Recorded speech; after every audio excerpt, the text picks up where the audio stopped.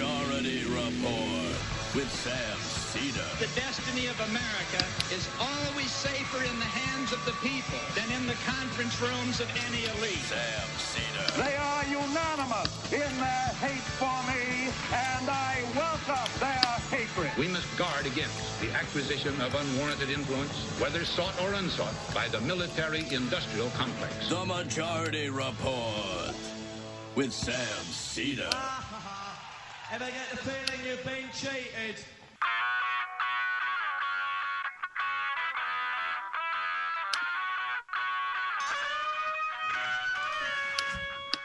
It's Thursday, June 18th, 2020.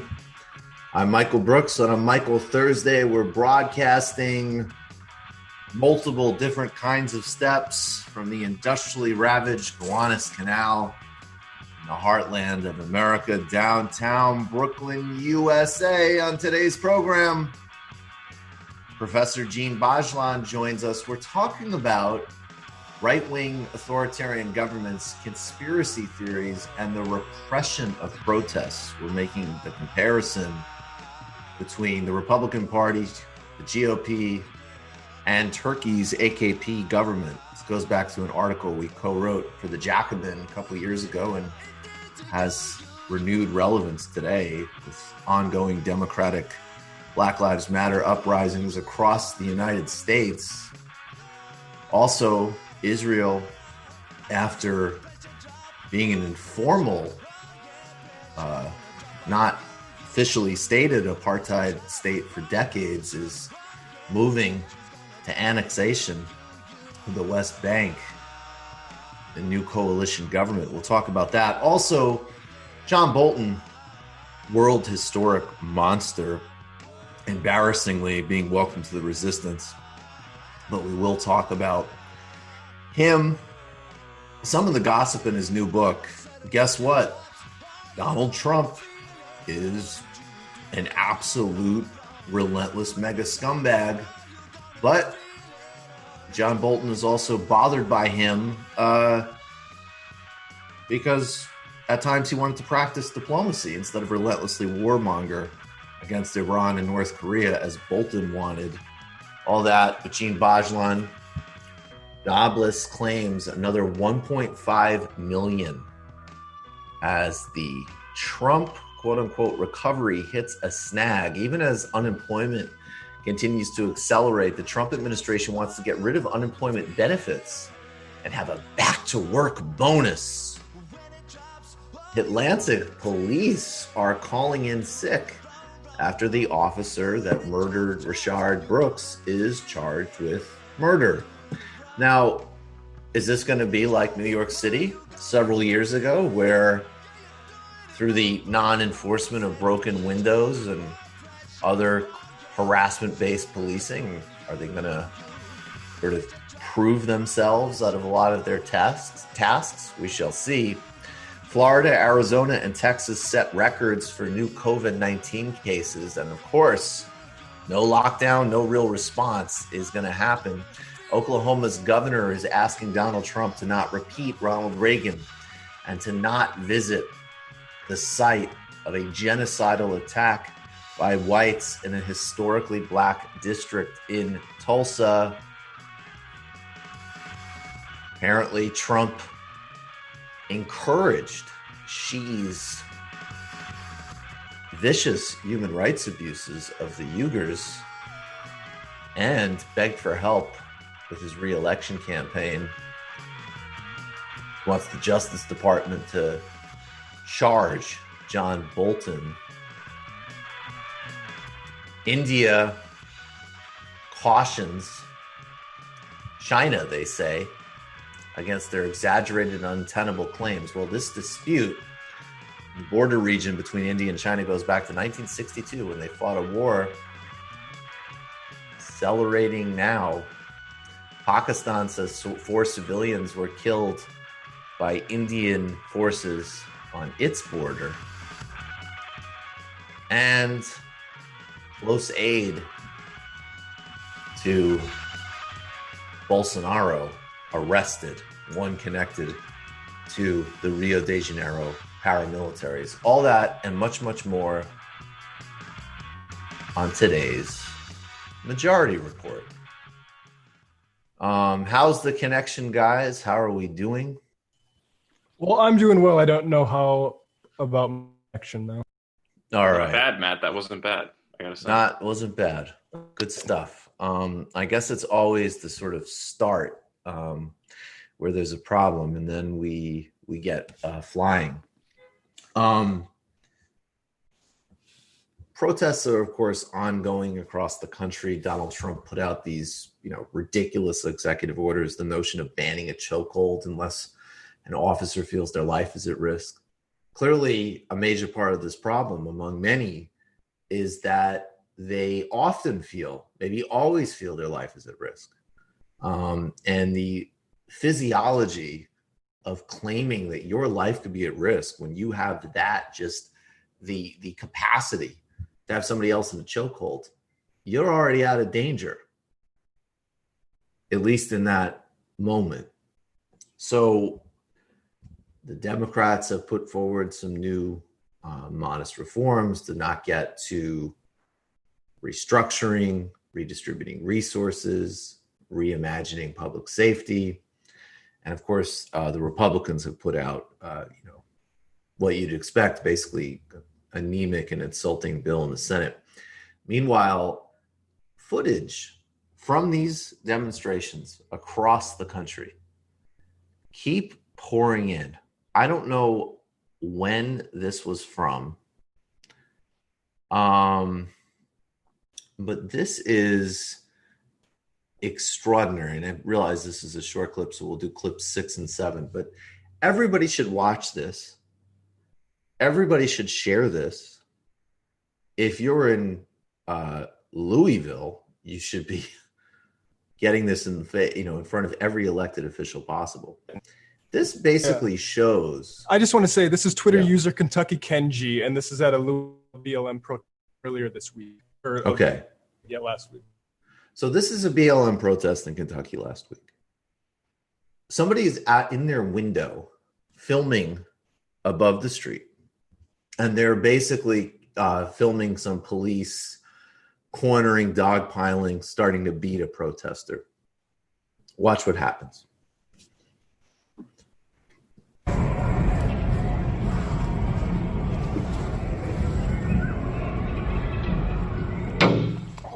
Oh shit, they shot at me. What the fuck? They shot at me. What the F? Let's watch that again. I mean, this is something you can use. I mean, this isn't even, we've been seeing cops shooting at journalists, being brazen enough to fire rubber bullets at reporters and everything else. This is just a guy in his window. I mean, again, just let the absolute criminality and brazenness of this sink in.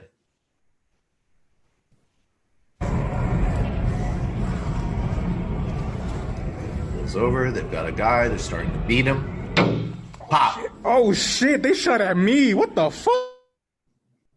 So apparently he's 33-year-old security guard patrolling Louisville's Hall of Justice. So he's a security guard inside the Hall of Justice, decided to start filming the cops, and they shot a smoke bang or something at the window. They shot a smoke bang at the window. It's unbelievable. That's what you would imagine coming from a war zone, basically. Is someone trying to document something being torn up by a soldier. Absolutely. So everybody needs to see that. And that is very illustrative right there. Matt Gaetz is, no surprise to anybody watching this, is a scumbag and a rich kid and, has all sorts of, is the sort of prototype of the young Trump Republicans. And it's incredible watching this stuff unfold because, again, there's one part that, someone like Lester Spence, Cedric Johnson, Adolph Reed, connecting and the protests themselves, connecting Black Lives Matter to a whole matrix of issues in terms of core race, class structure in this society, and also really the fact that we've consigned and decided we're going to build in a structured underclass, an excluded proletariat of tens of millions of people in this society, and we're going to have a absolutely hyped up militarized police, which are still doing what was called broken windows. They're still patrolling and terrorizing poor, working, Black and brown communities to make way for gentrification, for, as in Ferguson being the kind of quintessential example of just collecting fines, terrorizing physically and economically to, basically subsidize the tax base of the wealthy part of town. And the courage and necessity of these protests are opening up a line of inquiry and a serious political discussion about most of the kind of core issues in our society. And we still have, and will probably sadly increasingly have with the, vicious white identity politics of the Republican Party, this same just disgusting inability to recognize the basic reality that Black Lives Matter points to. And, I saw somebody, some racist right-wing trolls were sharing videos at the beginning of these protests of a couple of very vicious police murders that involved white people. And, someone very astutely pointed out basically like, sure, so you should be on the streets too. You're showing us snuff films to deny racism and policing and to tamp down this discussion when you've actually shown some extraordinarily disturbing stuff. And you should also be out making demands about fundamental changes in policing. But of course, we're not getting that. Matt Gaetz is an absolute scumbag. And this is basically, we saw Steven Crowder trying to goad, then trying to terrorize with the police that artist yesterday. And basically here's a sort of congressional version of Crowder and Congressman Cedric Richmond dealing with him in the House. I'm not interested in studying Antifa. I'm not even interested in studying the Klan or sovereign citizens right now, because that is not the imminent threat that Black men face on a daily basis. And right now, too often, it is law enforcement, those who were sworn to protect and to serve. And so all we're asking today is to deal with that. I don't mind dealing with other pieces of legislation. I don't mind dealing with other issues that you all may have. And what I don't want to leave this conversation with, and why I'm speaking now instead of later, is because I don't want you all to leave here saying, well, we didn't know. We didn't know that's how you felt, Cedric. I want it to be crystal clear, and I will give you the benefit of the doubt that it is an unconscious bias that I'm hearing, because at worst it's conscious bias, and that I would hate to assume from any of the people on the other side. Will the gentleman yield? Sure. I appreciate your passion. Are you suggesting that you're certain that none of us have non-white children? Because you reflected on your Black son and you said none of us could understand. Matt, stop. Right. We're going to go into this, and Matt Gaetz is just such an absolute scumbag. But I really, the precision and focus of Cedric Richmond, right? Like, no. Not only are we not going to do this Antifa bullshit that you assholes pull out all the time, we're not even going to talk about the Klan's terrorism right now. We're not even going to talk about these other, these grotesque white supremacy-based groups, because the fundamental threat is the literal state apparatus engaging in racist murder, engaging in discriminatory and brutal policing. He keeps it very focused. And now, of course, Matt Gaetz is going to show you the Crowder mindset, and it will be just as disgusting and as revealing as you'd expect. Have non-white children? Because you reflected on your black son and you said none of us could understand. Matt, stop. I'm not about to get sidetracked about the color of our children. We're talking about black kids. I reclaimed my time. You said that I reclaimed my time. I know. You want the discussion? I know that gentleman reclaimed his time. I said I reclaimed my time. I already know that there are people on the other side that have black grandchildren. It is not about the color of your kids. It is about black males, black people in the streets that are getting killed. And if one of them happens to be your kid, I'm concerned about him too. And clearly I'm more concerned about him than you are. Mm-hmm. So let's be clear about that. You're claiming you're more concerned for my family than I do? Who in the hell do you think you are? Gentlemen, if the shoe fits. You don't know how much we care about our families. Kick dog holler. You should take those words down. I know you care about your family and love your family. The gentleman will suspend. The gentleman will suspend. The time belongs to the gentleman from Louisiana. Cedric, would you yield? Was that a nerve? Yeah. Oh, man, he hit that cry bully. That was beautiful. And always, I mean, my God, it is so whiny and pathetic and sinister with this children in my family. I mean, you don't remember when Mark Meadows, who's now the White House chief of staff, I think Congressman Meadows, he literally had a crying hissy fit because of a comment that Rashida Tlaib made. That Congresswoman Tlaib made. I don't remember what it was. I don't even remember. I mean, the comment was not much, but the tantrum was a 2-day news cycle. Down to like poor the late great Elijah Cummings. You know, we're friends, right? Matt Gaetz is disgusting and embarrassing. You should watch that. And it's never. Yeah, it's just endless obfuscation. And, you know, the idea, because you see in the Senate, you know, like McConnell and even the White House wants its own narrative on police brutality because, in fact, the protests are polling well. But remind yourselves of what the core attitudes and mindsets are here. And that's Matt Gaetz. All right, folks. Do we have Djene, guys? Yeah, we do here. Okay.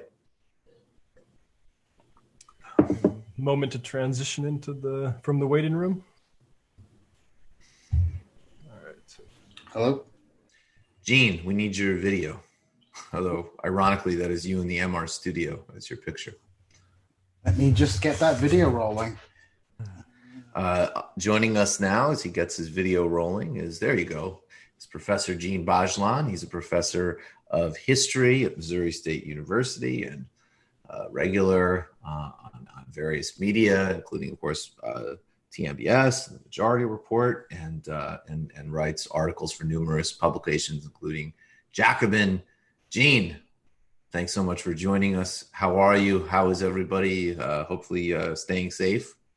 Yeah, I'm doing well. I hope you're staying safe, and things in New York look like they've been pretty severe. Things in Springfield are picking up at the moment. People seem to have an opposition to wearing masks around here, but you know that's going on.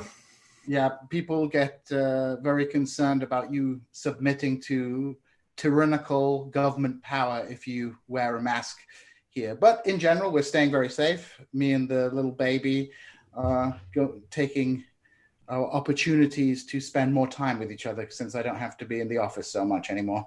Oh, that's cool. So, you know, let's start with just a kind of interesting comparison, and I think it's worth revisiting because the parallels have gotten, you know, even more intensified. But we wrote a piece a couple years ago, comparing Turkey's Erdogan government and the AKP party and the modern Republican Party in terms of this synergy between this deep conspiratorial mindset that goes to the highest reaches of government, and actual, primarily in the United States, we focus on legislative action across the country, from Arizona to South Dakota to Washington State, to really essentially make protesting and certainly, nonviolent civil disobedience, illegal, something you could be held, could turn, turn someone to financial ruin, potentially allowing people, and we've seen in the past several weeks, these, horrifying car attacks that people have done driving into protesters across the United States. And I, especially in light of Bolton's book, and we'll get to Bolton later, and you will never catch us praising John Bolton for a split second. But he does write a bit about, has some gossip, among other things, about the Trump-Erdogan relationship. I wanted to kind of revisit that. So can you sort of map out some of the parallels there for us? Yeah, I think the piece that we wrote in 2017, unfortunately, has held up pretty well, as the Trump administration has progressed. I think, obviously sometimes comparisons between different countries can be quite trite and superficial, but I do think there are some significant comparisons to be made, especially in terms of the way that the Trump administration and the Erdogan administration sort of envisaged themselves, the way that despite holding the levers of power, they still present themselves as some kind of embattled minority. In the United States, the term deep state, for example, has become common currency especially amongst the political right. Now, the concept itself of a deep state is actually a perfectly reasonable concept, but the way that is obviously mobilized on the political right in the United States is in this conspiratorial manner. There's these sort of cabals behind the scenes. Now, this terminology, deep state, although there are precedents to it across the world, comes from Turkey. There's a concept known as the derin devleti, which is the deep state, which referred to the relationships between far right groups, mafia groups within the military, and particularly became relevant during the conflict with the PKK in Turkey's Kurdish areas as well. And so, this concept, birthed numerous conspiracy theories.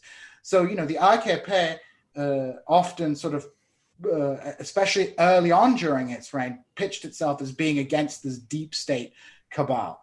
And, we're seeing a similar kind of discourse in the United States. Erdogan repeats conspiracy theories about plots to undermine Turkey, both from within and without. More recently, we've sort of seen a focus in Turkey towards looking at, anyone who opposes him is a follower of Fethullah Gulen, who is this religious leader who lives in Pennsylvania and who was once an ally of Erdogan and who, helped Erdogan attack some of those entrenched interests within the Turkish state. But later, there was a conflict between those two, and he became public enemy number one. So, we see this sort of conspiratorial politics, going on in Turkey and sort of metamorphosizing, over time, different enemies appear. But the core element is that there is a conspiracy. The Trump administration, we see a similar thing. We see an ongoing sort of attempt to present the Donald Trump as this embattled figure who is, fighting against these secretive cabals. Just look at the popularity of the QAnon phenomena in the United States. It's an absolutely barking mad conspiracy theory, yet it holds an enormous amount of currency. You go to Turkey, amongst AKP supporters, and not only supporters of AKP, but generally within the broader population, there are enormous amount of conspiracy theories about various groups: the Catholic Church, the Freemasons, the Israeli lobby.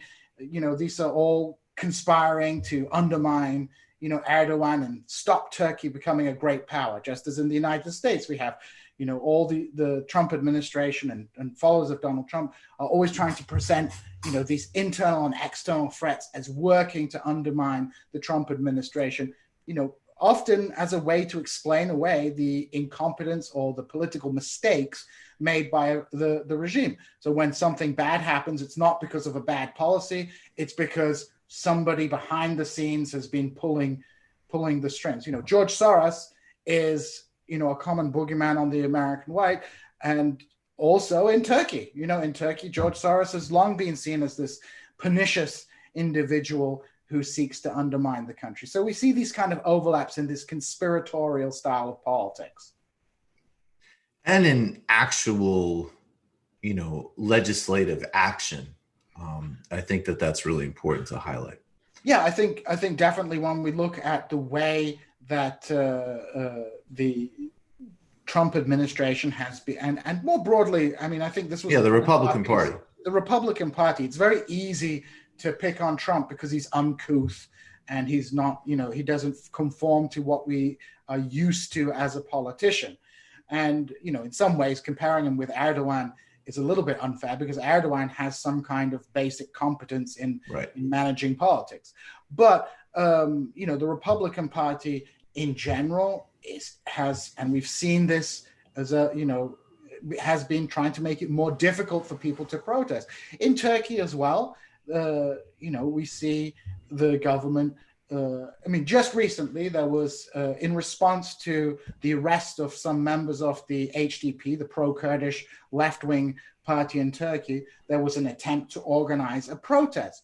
And, that protest was banned by the Turkish authorities on various grounds, including, a public health grounds that COVID-19 was going to would be dangerous. So we see the sort of cynical use of bureaucratic measures to make protests more difficult. We see the extensive use of police violence. Now, of course, police violence in Turkey is, so much more overt than in the United States. But, we're seeing... if you're watching the opening package of today's show, it gets more and more overt by the day in the United States. And, of course, for specific targeted populations, it always has been in the United States. But do you think, actually, the thing that gets complicated, though, is... So on one hand, too, of course, and maybe there's an awkward parallel here as well, but... Joe Biden, as an example, is interested in sort of, implementing kind of like federal terrorism guidelines, which would actually have made, as an example, Trump's huffing and puffing about Antifa infinitely more dangerous if that bill, that Biden had put forward was on the books. Bill Clinton signed the Effectiveness and Death Penalty Act in the mid-1990s. So, again, it's another one of these conversations where it's absolutely both sides, and it is a bipartisan effort. Now, the Republicans are undeniably at more extremes, and, drawing kind of facile, pure parallels is silly, and we reject that. But there is a systems problem in place. And also related to that, even the discourse, as you pointed out, and maybe you could elaborate, deep state is a very valid conceptual frame, certainly in Turkey.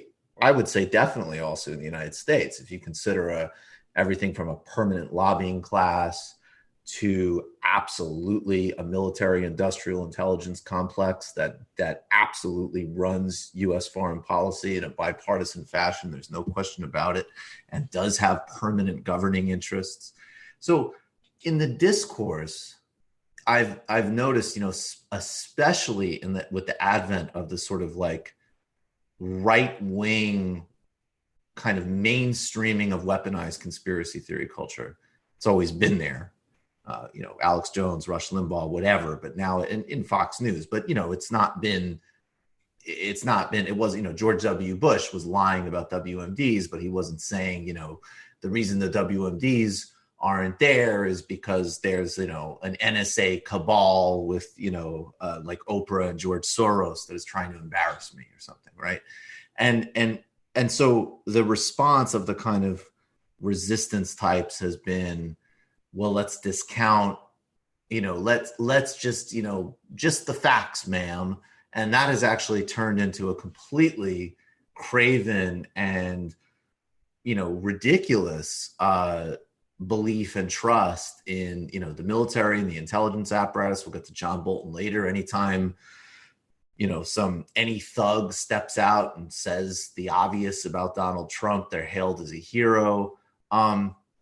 So, and maybe we can kind of conflate these two questions, but how do we strike the critical balance while we track the changes that have happened in Trump's America or Erdogan's Turkey, but then not just sort of revert to a kind of ridiculous, the governing institutions are just fine. There isn't structural, brutal corruption. The last thing I'll add is, it's like, yes, I think there's no doubt. Obviously, we see that with, the kind of embarrassment of so much of Russiagate. Of course, there were elements of the United States kind of permanent governing class that did not like Donald Trump. Now, the more substantive thing, though, to note is that he gave them substantively everything that they wanted in terms of, no limits on drone strikes, continuing with Democratic support to amp up the Patriot Act. Anyways, just how do we have this analysis and disaggregate the conspiracy theorizing and the repression and the unique danger of that as exemplified by these right-wing authoritarians, while not going back to this very silly, diluted, dangerous, simplistic discourse on just kind of blind institutional trust? Sure. I mean, I think you strike at a very important point there. I think one of the reasons that the right-wing critique and the right-wing narrative is so powerful is because it touches on an element of truth. There is and there are, deep interests in the United States. As you mentioned, you have the national security state, the lobbyists, the civil service, and so on. In Turkey, you had a military that basically, up until the early 2000s, had veto power over the Turkish government that could operate any type of sort of action that it wanted behind the scenes. There was the, coups nearly every 10 years and so on and so forth. So when that discourse about conspiracy comes into the mainstream, it resonates because people do see that there are elements of truth to it. I mean, I think in general, when we look at, conservative politics, they're very good at weaponizing liberal hypocrisy. So, there are entrenched interests, and liberals in response to Trump's criticism is not to say, well, there is a point, but is to be completely partisan and just rage on about how bad Donald Trump is, in a way to kind of, I guess, avoid broader structural critiques of the society. I mean, a good example of this, you mentioned how in the United States, some of the authoritarian shifts in American politics have been, at least, the Democratic Party has failed to really stand up to those shifts, and at times has been complicit in those shifts. The same can be applied to Turkey. If we look at the main opposition party, the Republican People's Party, one of the big shifts just before the 2016 coup attempt was to remove parliamentary immunity. Now, obviously, parliamentary immunity does mean that, politicians in Turkey could get away with corruption, but it also acted as an important check in a system which is very majoritarian on the governing party banning the opposition. Now, when just before the coup, the AKP put forward laws stripping MPs of parliamentary immunity, a move directed at the HDP, the pro-Kurdish party, well, the Republican People's Party signed on to that. And now that law is being used against them. So rather than sort of standing up to that authoritarianism, they buy into parts of the narrative and basically become nursemaids to this authoritarian shift. And this is one of the really important things to understand about the Democratic Party. It's all wonderful to be criticizing Trump's excessive use of violence, but if you're signing off on huge spending increases in the military, or not putting a check on the Patriot Act, then what are you doing? A lot of the stuff that opposition politicians do in the United States is performative. Like, for example, we saw all the Democrats in the Congress wearing an African dress and taking a knee. I mean, this was ridiculous. It looked like there was some kind of, School of Oriental and African Studies anthropology professor going to meet a Nigerian prince in the 1930s, acting all ridiculously in that manner. So not doing their job and purely focusing on symbolic issues. Again, in Turkey, there was a lot of hoofing and hawing amongst the sort of traditional Kemalist right of the country, the nationalists, about symbols, complaining about, oh no, girls with headscarves are allowed to go to university now, focusing on those issues rather than, paying attention to actual authoritarian shifts in governing policy. And it comes back to bite them because, those laws that they sign off on, well, they're eventually going to be turned on them. Two quick things before we get to the sort of formalization or the formalization of apartheid in Israel with the annexation. Tell us first, I want to remind everybody of the Flynn story, but first, can you talk about the HDP and the political prisoners and what the HDP represents? Sure. So when we look at Turkish politics, the dominant political party for the last 2 decades almost has been the Erdogan's Justice and Development Party, which began as a kind of conservative party, but has now increasingly become Erdogan's sort of personal vehicle. And then you had an opposition party, the Republican People's Party, which claims the mantle of Ataturk, which is nominally on the left, but is more nationalistic. Now, in recent years, we've seen the rise of the HDP, which comes out of sort of the parliamentary wing of the Kurdish movement. But what has happened over the last couple of years, it's endeavored to move away from being a purely sort of Kurdish interest party to being a broader social democratic party under the leadership of Selahattin Demirtas and Figen Yüksekdağ. The party and Figen Yüksekdağ is Turkish, not Kurdish. The party has sort of moved to being more of a Syriza or a Corbynite Labour or something like that, and has sought to sort of build an intersectional politics which brings together not only Kurds but Labour movements, LGBTQ movements, other sort of soft left groups and things like that. And in 2015, they had an enormous success in the election because they scored over 10% of the national vote, which allowed them to enter parliament as directly. There's a very complicated discussion we don't need to get into about electoral politics in Turkey, but this was a big win, and this undermined the AKP. So what we've seen since 2015 is a ramping up of the conflict with the Kurds, both inside Turkey, where we've seen the progressive sort of removal of Kurdish mayors in the predominantly Kurdish regions of Turkey, the arrest of Demirtas, who's in prison, and a sort of ongoing campaign, which continues to this day, of arresting AKP members, while at the same time trying to sort of ramp up conflict with the Kurds, to sort of exacerbate that conflict, not only repressing Kurds within Turkey, but launching attacks over in international borders. In the 90s, Turkey launched operations against the Kurdistan Workers' Party in Iraq. That's not a new thing. But that was done by the military with a kind of national security logic. The AKP now is launching these attacks, not so much with a national security logic, but with a political propaganda logic to drive a wedge between the HDP and other members of the Turkish opposition, and to hopefully, when the new elections come, to drive the HDP down below the 10% electoral threshold and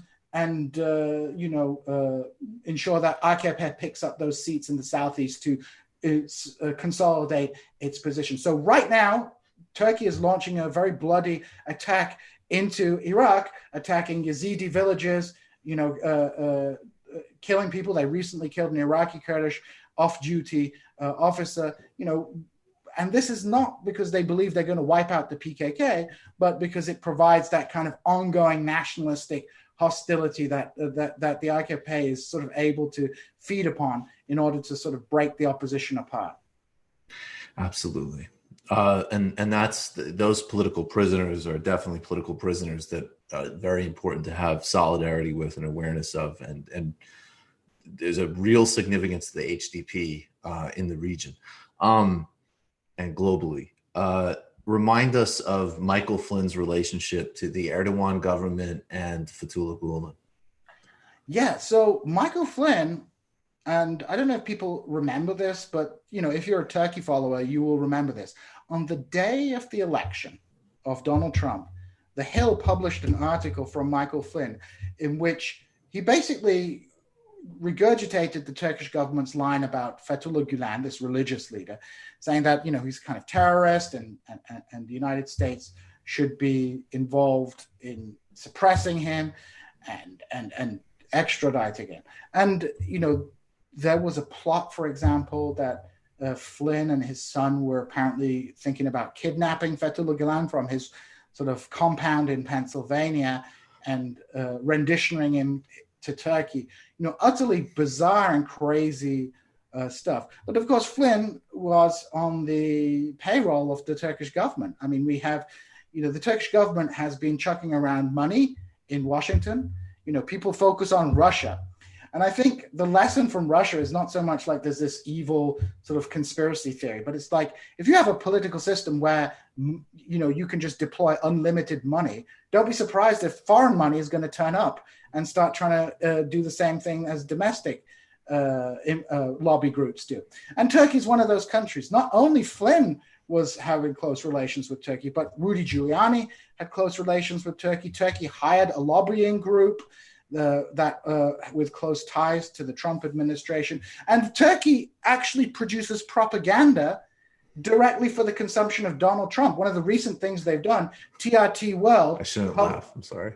Published a video saying how the Kurds in Syria were working with Antifa and training Antifa fighters to return back to the United States and overthrow the American government. It's utterly... And Glenn Beck ran with this. We played it yesterday. Oh, Glenn Beck ran with it? Yeah, well, I'm not surprised. So, there's actually, Turkey has a lot of, has a lot of fingers in the administration. Flynn is only one part of the puzzle. I mean, so it's a very strange story that sort of reaches to the highest levels of the U.S. government, and obviously causes tension because within the conservative movement, there is deep hostility in some quarters towards Turkey.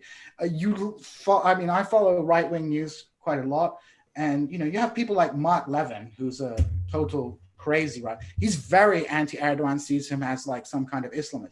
But there's this faction which is getting paid, which sort of buys into the Turkish narrative that actually Turkey is this country in the bulwark against sort of radicalism and radical leftism and things like that. So this is a really strange situation. And what Bolton's book is, and we'll come on to this. Bolton talks about Trump's sort of affinity towards him and Trump's attempt to intervene in court cases that had implicated Turkey in particular crimes in the United States. I mean, one of the great ironies is, there was a court case where a Turkish Iranian gold trader and a Turkish bank, Halk Bank, were, sanction bustings with Iran, right?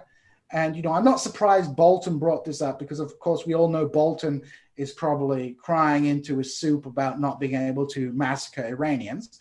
But, Trump missed the maximum pressure on Iran at the same time as telling Erdogan, don't worry, I'm going to handle this $20 billion sanction busting operation that Turkey was going on with as well, and attempting to use that as some kind of leverage within his relationship with Erdogan. I mean, and it seems Erdogan is pretty good at sort of, I don't like to get into sort of psychological understandings of politics too much, but he knows how to play Trump. Yeah, I mean, he clearly does. He knows how to, he alphas Trump. He alphas Trump. He definitely alphas Trump. Trump is what Trump is just doesn't have the same sort of street thug politics of Erdogan. Although Erdogan came from something, and Erdogan, and Erdogan is a thug in the full use of that word. But first of all, not in a pretend, thug, and a very intelligent one, unfortunately, for the Turkish and Kurdish people in the main. But his capacity is right up there, interpersonally. And they all have different styles, but Modi's very good at it, as an example, in a completely different way. It's very interesting to watch, these right wing sort of authoritarian types, the Modis, the Putins, the Erdogans, who have actual political capacity, and then of course Trump, Trump feels comfortable, Boris Johnson's a jackass, and, Bolsonaro is just absolutely pathetic in his, elevation of Trump. And so Trump will unfollow him on Twitter as things go poorly for Bolsonaro, which is absolutely hysterical. And, but when it comes to, the guys that have, and I should keep saying, like, unfortunately, she is an able operator, and, Trump builds a whole brand on xenophobia and fear mongering. And then on the other hand, clearly is just sort of, submitted to the guy. Anyways. And I really like your point too, that, if you look at DC, there's nothing country specific. It's a completely, absolutely rotted and corrupted system that is absolutely just washing in every type of influence money imaginable. And of course, we always say, Google, Amazon, Koch brothers, these are infinitely more structural and dangerous than any foreign government. But you can add, of course, Russia, Turkey, Saudi Arabia, Israel, the Emirates. These are all places that, can just, and countless more, just endlessly wash the United States money. And of course, I didn't even mention, petro, arms, and pharma. But Djene, Actually, let's get to the Bolton book first. Then we'll get to Israel, because you brought it up. So can we just kind of dispatch of Bolton first, though? I think it's important. And again, I don't care about people's personally or, whatever. It's not about a grudge at Bolton because he's a jerk. It's the fact that in the process of the resistance embracing these types, of course, they're showing they have no policy commitments, don't care about anything besides Trump, but that, we're really forgetting that this guy is absolutely one of the most, just mad and insane foreign policy. Really one of the great warmongers, bloodthirsty of our time. So we'll get to some of the things he said. I think, obviously the part about encouraging the treatment of the Uyghurs is particularly disturbing, but remind us who John Bolton is. And maybe also, I'll shut up in a second, but some of his complaints about Donald Trump are, there's the usual, he's disgusting and corrupt, which we all kind of know. But then there's there's other times where Trump seems pretty sympathetic. Like Trump is like, hey, just let me talk to the North Koreans or the Iranians. And Bolton's like, see, this guy's really a wuss, just like the foreign policy establishment. He doesn't want to, potentially murder millions over some horrifying foreign policy vision. Well, Bolton, I don't know. I guess I'm getting old now, but Bolton was a big guy back in the days of the Bush administration, and a controversial guy.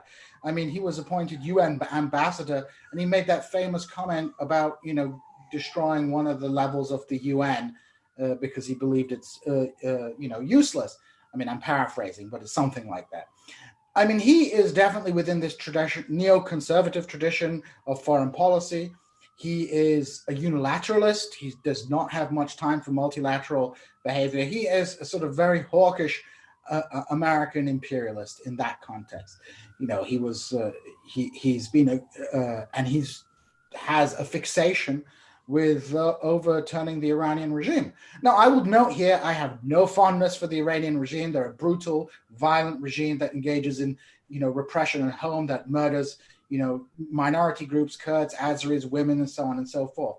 But Bolton, he gets into bed with really nasty groups such as the Mujahideen Khalq, possibly the only worse administration for Iran at the moment than the mullahs would be the Mujahideen Khalq, which is a sort of a cult, a cult-like organization which has its tendrils into all kinds of politics, which, cooperated with Saddam Hussein in the Iran-Iraq war, and so on and so forth. And Bolton is, Bolton, and I, believe this is purely cynical, works with them because he believes them as a good sort of force that could be used to overturn the regime. So lots of money though there too. I mean, just related back earlier. I mean, they've paid Rudy Giuliani, Howard Dean, so there's a lot of money to be made as well. There is a lot of money to be made. They operate in a very sophisticated way. The Mujahideen, they'll go around under fake names saying, "Hey, we're the Committee for Democracy in Iran. Do you like democracy in Iran?" And no one's going to say no to that. But then you have these cynical people who know who they are. John Bolton is not some sort of freshman who got duped into signing a petition of Maryam Rajavi as the sort of president-elect of Iran. He knows who these guys are. These guys are a vicious group, a terrorist organization, and a group that is deeply despised in Iran. Now, Bolton is, Bolton has this sort of pathological fixation with Iran. He sees Iran as this great threat. Now, Iran, a lot of Iran's foreign policy is certainly not great. They spend billions of dollars on foreign expeditions while their country is in dire economic straits. But bombing Iran is not going to solve the Iranian people's problems. Bombing Iran and invading Iran and overthrowing the regime through sort of an external intervention is going to be a lot worse than Iraq. We've seen how the United States, think of it this way. Many of the criticisms the neoconservatives used to put forward about Iraq and Iran, they're valid criticisms that these countries are authoritarian. But these people themselves, are you really going to trust them to implement democracy in these countries? It's like Imperial Japan used to criticize Western imperialism in, places like Indonesia and India, which is fair enough. But, Imperial Japan, when it turned up, didn't make the situation much better. So Bolton has this long history of hostility. Well, and especially, the United States is the primary imperial actor in the world today. So, to say the least. And of course, the history of, you just cannot, discount the history of coup making on Iran and also the fact that definitely, in addition to the success of the Iranian nuclear deal, which no one disputes that Iran was observing, that after September 11th, the Khatami government absolutely through back channels was trying to normalize relations with the United States. So in all of these realist senses, there's just absolutely no leg for the U.S. to stand on, regardless of what, I think, of course, everybody agrees are Iranian human rights abuses and so forth. But Bolton, though, Bolton was one of those officials who was pushing for escalation with the Iranian regime. And, if we remember last year, there was a war scare, but, over potential bombings, over drones and things like that. And after they assassinated Qasem, so this ongoing escalation, Bolton obviously thought that he could goad Trump into war. I think people like Bolton probably have the same perception of Trump as we do, where it's like, if I can get in a room with him and be the last person he talks to, I can get my objectives, because he is so sort of malleable in that sense. So, but Trump has these anti-war, anti-interventionist instincts at times. And, obviously that didn't work out for John Bolton either. And, if we read his book, probably there's a lot of valid criticisms and there certainly is, and he's exposing certain things, but he's salty. He's salty that he didn't get to ram through his neoconservative agenda, Iran and other, countries around the world which John Bolton wants to take a more militaristic and aggressive posture towards.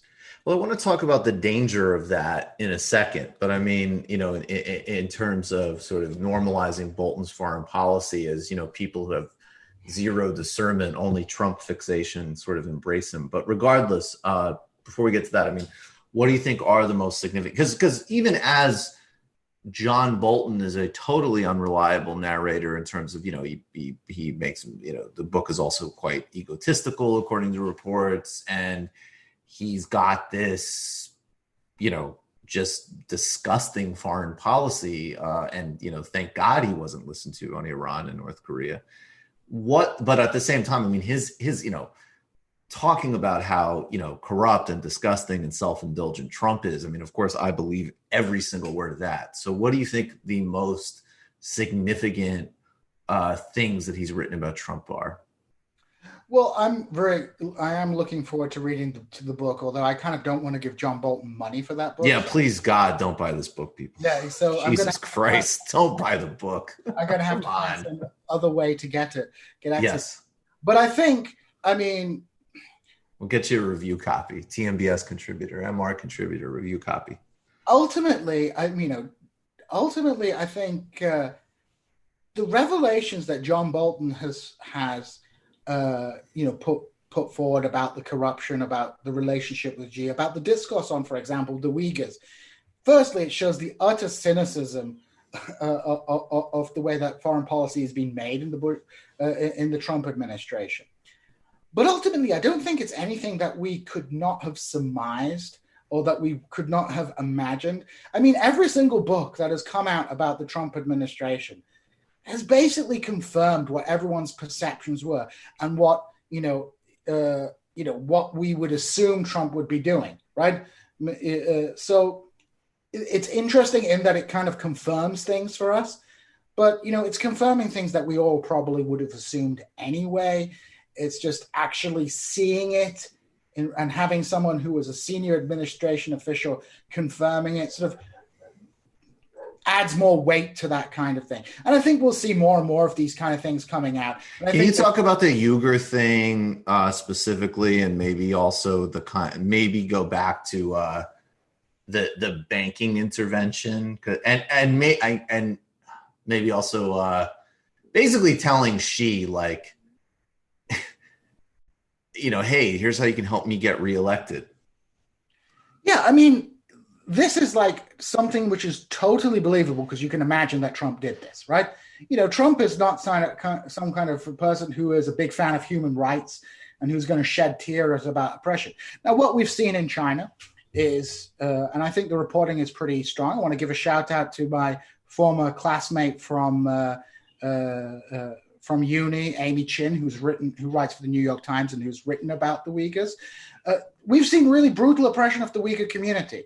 Now, this is within the context of, China attempting to consolidate power. It's a very similar dynamic to what's happening in Kashmir or what Turkey's been going on or what Israel's been doing within the context of sort of gaining greater control, consolidating central authority across the thing. And this has obviously led to the creation of, what seems to be concentration camps, but the Chinese... Do we really, I agree with everything you're saying, and the reporting is, I mean, look, there's no doubt that there's significant rights abuses for sure of the Uyghur community. I guess I'm going to hesitate. I mean, I don't, I might want to have some precision about the use of that word, although it could be. I just think it's... Especially with, the trouble with China right now is that, it's 100%, again, the pioneering of abuses and surveillance systems, particularly in Tibet and the Uyghur region, are undeniable. And then at the same time, of course, this is the sort of tip of the sphere of a new sort of neoliberal aggression towards China. So that's the, that's the term concentration camp is of course controversial, but they could well be. What is happening is there are significant numbers of Uyghurs who have been placed into, prisons and who are which are being re-education camps. Are there elements that want to exaggerate the brutality of this? Probably, but at the same time, the Chinese government is sort of attempting to frame a job retraining program, right? So what we have is, these significant human rights abuses, which elements of the right are using as a kind of discursive tool to say how evil the Chinese government is. Now, these same people don't say a word about Kashmir, which is also a pretty brutal case, but, there is legitimate criticism. But again, as with many things on the political right, it's mobilized in an entirely cynical manner. But what we see is Trump actually has sympathy for this thing. No doubt, because Trump is thinking, I wouldn't mind being able to put a bunch of people in a prison camp without any... Thinking of his own concentration camps. Yes. Yeah, without due process. Trump has proven time and time again that he has this deep authoritarian instinct. And, so him praising Xi for this, it's he's basically telling the Chinese, all my anti-Chinese rhetoric is a big song and dance for the rubes, and I totally sympathize with you. Could you do me a favor and buy some more soybeans from swing states so that I can get my reelection? So, on one level, it shows the cynicism of Trump's foreign policy and Trump's anti-China rhetoric, in that, the guy really is just using this for domestic consumption. And secondly, it shows Trump once again, and I'm sure he doesn't do this consciously, is trying to get foreign powers to assist him in his election, right? Which is just, I can understand why people would freak out about that, but it's kind of obvious that that's going to happen. What do you expect? So it's really, again, it's just nothing we wouldn't have expected. Do we really think Trump is upset about Muslims getting put into prisons? Yeah, do you think he really cares a lot about what's going on in Hong Kong?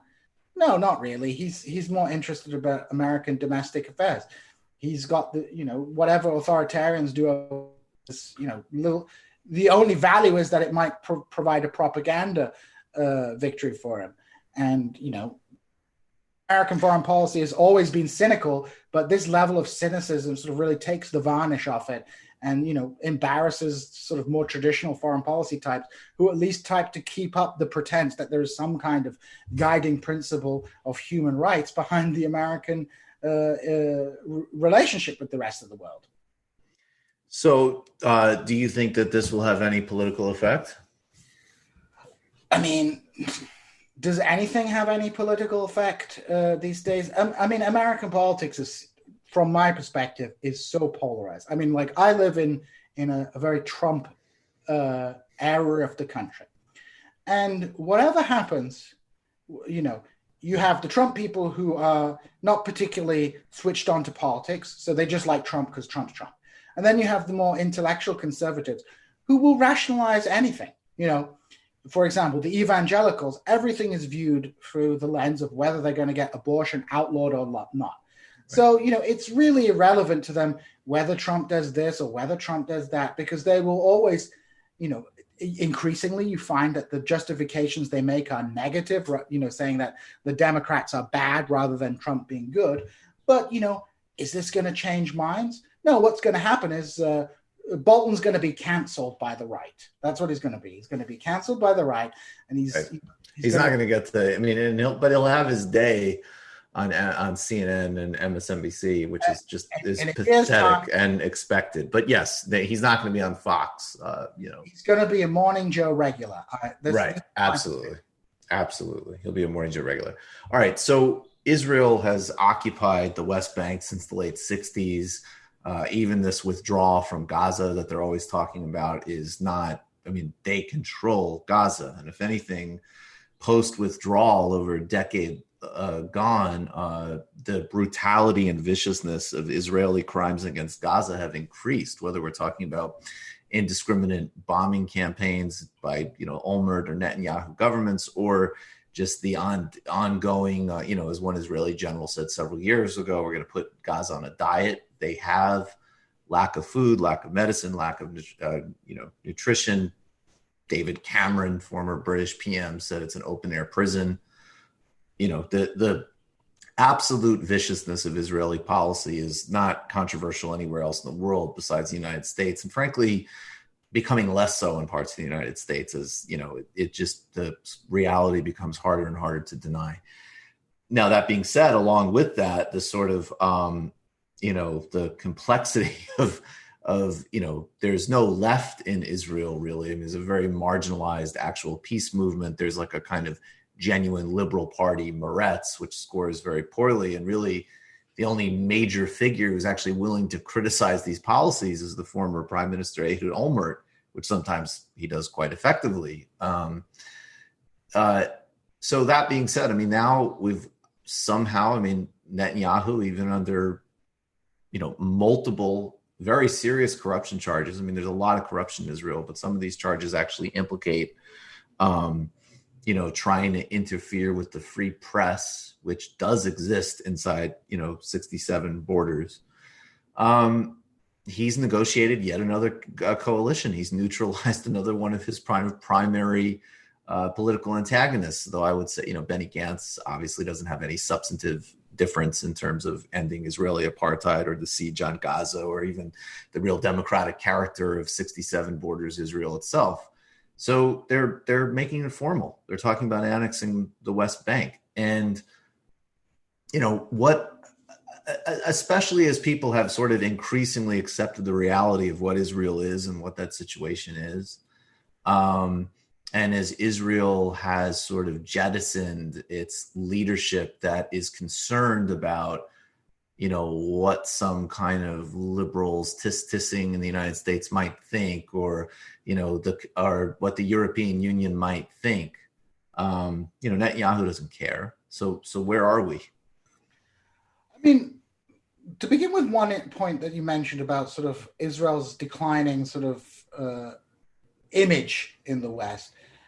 One thing that Matt Duss tweeted the other day was the Democratic majority for Israel had an advert against Jamal Bowman, who was running against Elliot Engel, who is a very pro-Israeli member of Congress. And what was striking about the advert was it made no mention of Israel.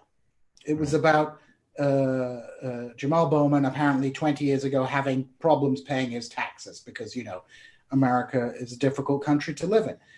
Right. It didn't mention Israel. It just class shamed him. Class shamed. It was like, hey, wow, Jamal Bowman, in addition to being a great educator, has problems that a vast majority of Americans can relate to, whatever idiotic thinking that was. Anyways, one of the more insidious things I noticed, it's difficult to tell people's ethnicity from the voice, but the voice sounded like a black woman, which, it just reminds me of how PR companies in Britain will have a Scot or a Northern English person do an advert because those are more trustworthy voices for the target demographics that they're hitting for. So, I think we're seeing, the consensus on Israel breaking down in light of what's been happening over the last 20, 30 years. It becomes increasingly difficult to blame everything on Ararat when he's been dead for, more than a decade and a half, right? So we've seen Israel come to this kind of difficult point, which, is perhaps a point that it was always going to come to. Israel has since 1967 occupied, most in fact, occupied all of this sort of historic mandate of Palestine, the West Bank. It's taken some territory from Syria, the Golan Heights, and Gaza, and it's effectively administrated them as a temporary occupation. But how long is an occupation temporary, right? Like this thing has gone on for generations. People born in 1967, these people are getting on in age quite a bit. So we're seeing and what's happened is the possibility of a two-state solution has been increasingly undermined because Israel has followed a policy of settlement.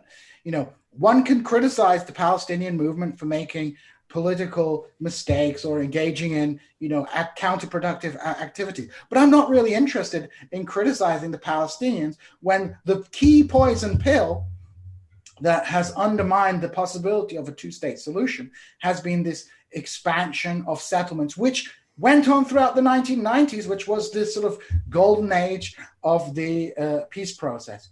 Maybe the Palestinians should have, accepted certain agreements in the past, but that's 20 years ago now. We're now living in a different era. And, there are now hundreds of thousands of Israelis, Jewish Israelis, living in the West Bank.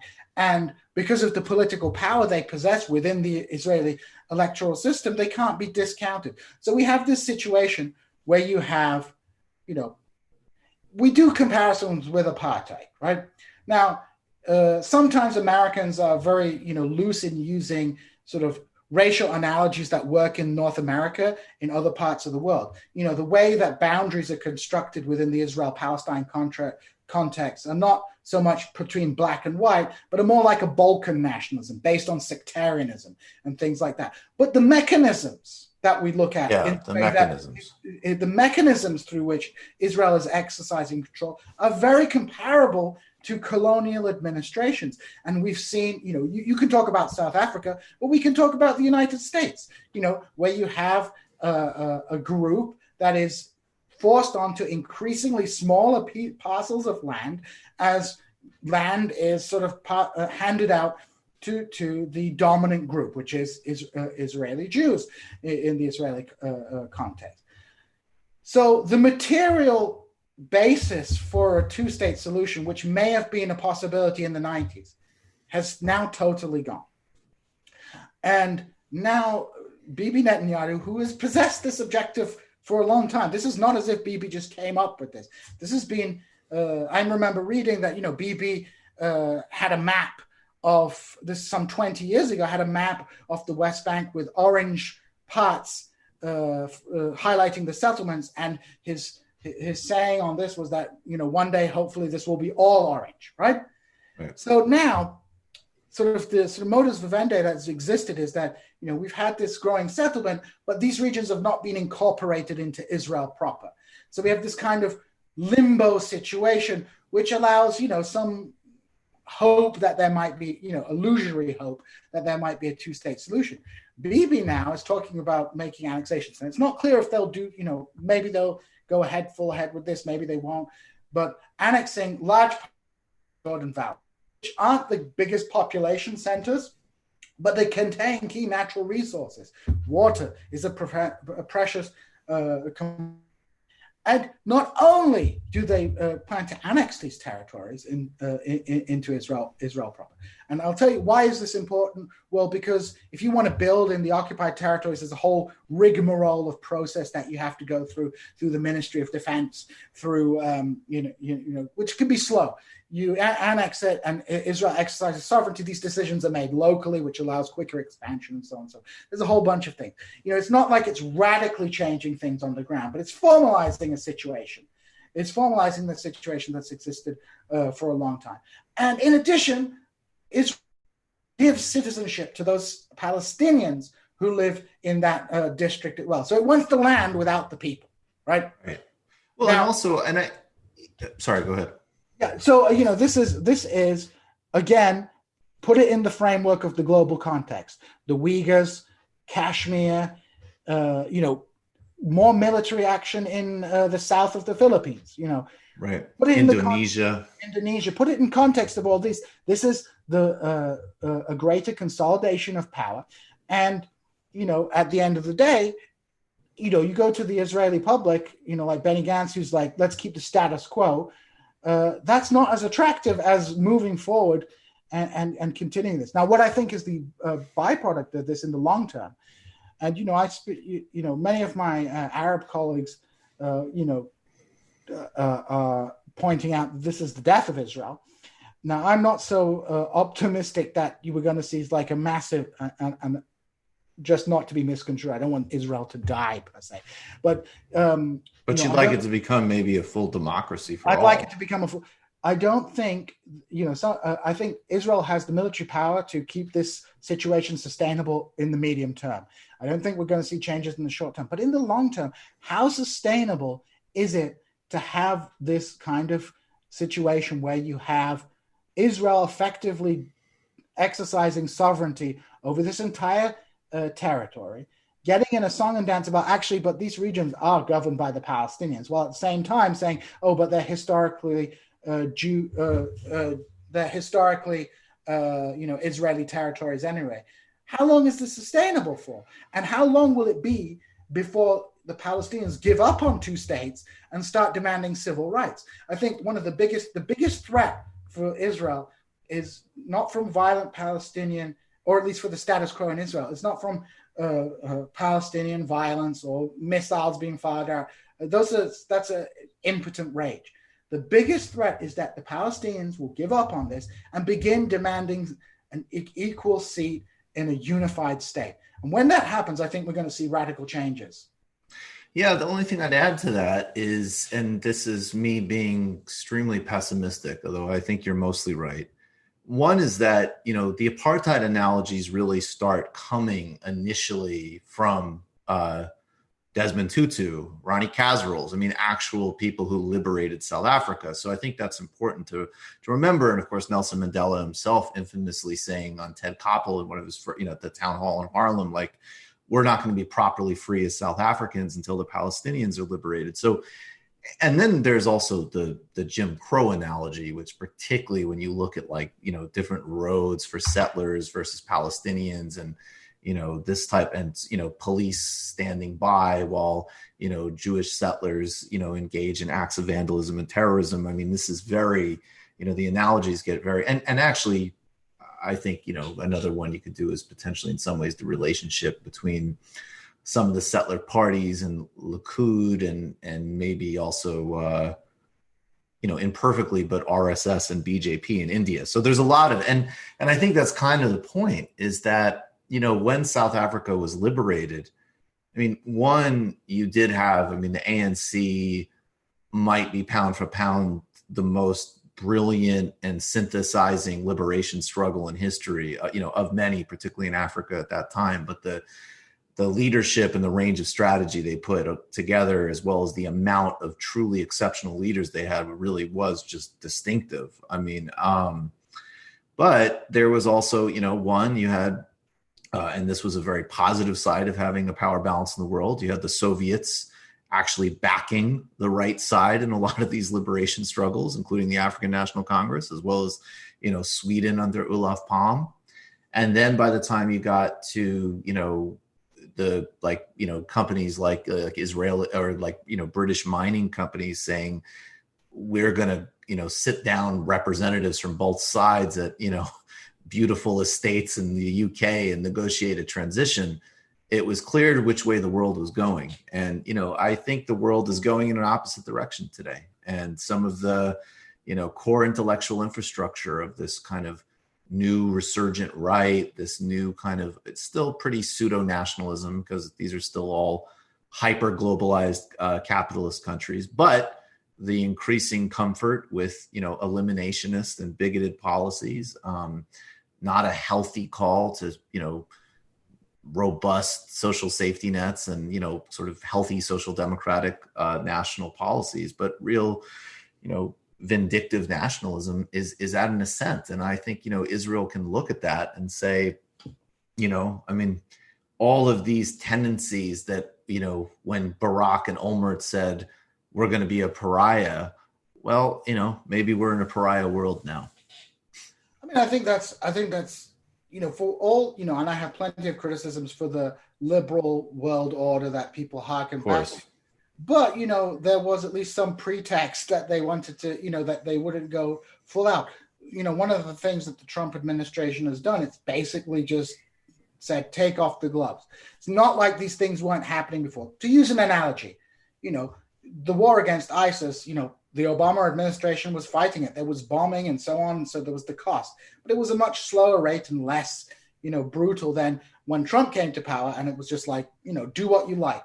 So now we're seeing that kind of acceleration. So of course, these tendencies have existed for a while. It's not like before Modi came to power, Kashmir was this center of, peace and stability. Most militarized place in the world. Exactly. And, and now we're seeing conflict with China, where Chinese and Indian soldiers are clashing with bamboo sticks and artillery on the boundary, which, further destabilizes the situation. So,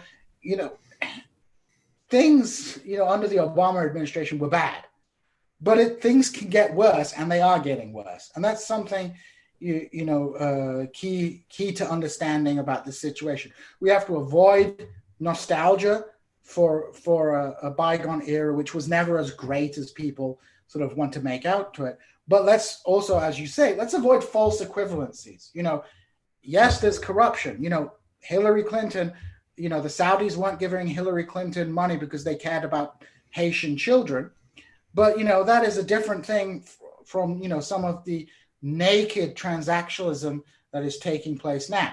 I honestly have to say, I don't, in the Clintons case, the Clintons get pretty damn close. But certainly, the simplest one really is, the Obama administration, absolute height of neoliberal decadence and corruption through the formal channels. But in terms of the very naked give and take of Trump, actually night and day, in a way that the Clintons, I would say, are not, frankly. There's a lot of conspiracy theories about the Clintons and everything else, but they were much closer to that line than Obama was. Well, one of the things I think upsets people in DC, and this is just my personal take, is that Trump is kind of ruining the party because they were all able to do their corruption, not corruption, perfectly legally, right? Perfectly legally. Now Trump is like a bull in the china shop, doing things which is bringing light to this kind of thing and kind of ruining the party for everybody, because people are, when Trump gets criticized, he often will, his followers in the media will often raise legitimate points about, well, you're complaining about this.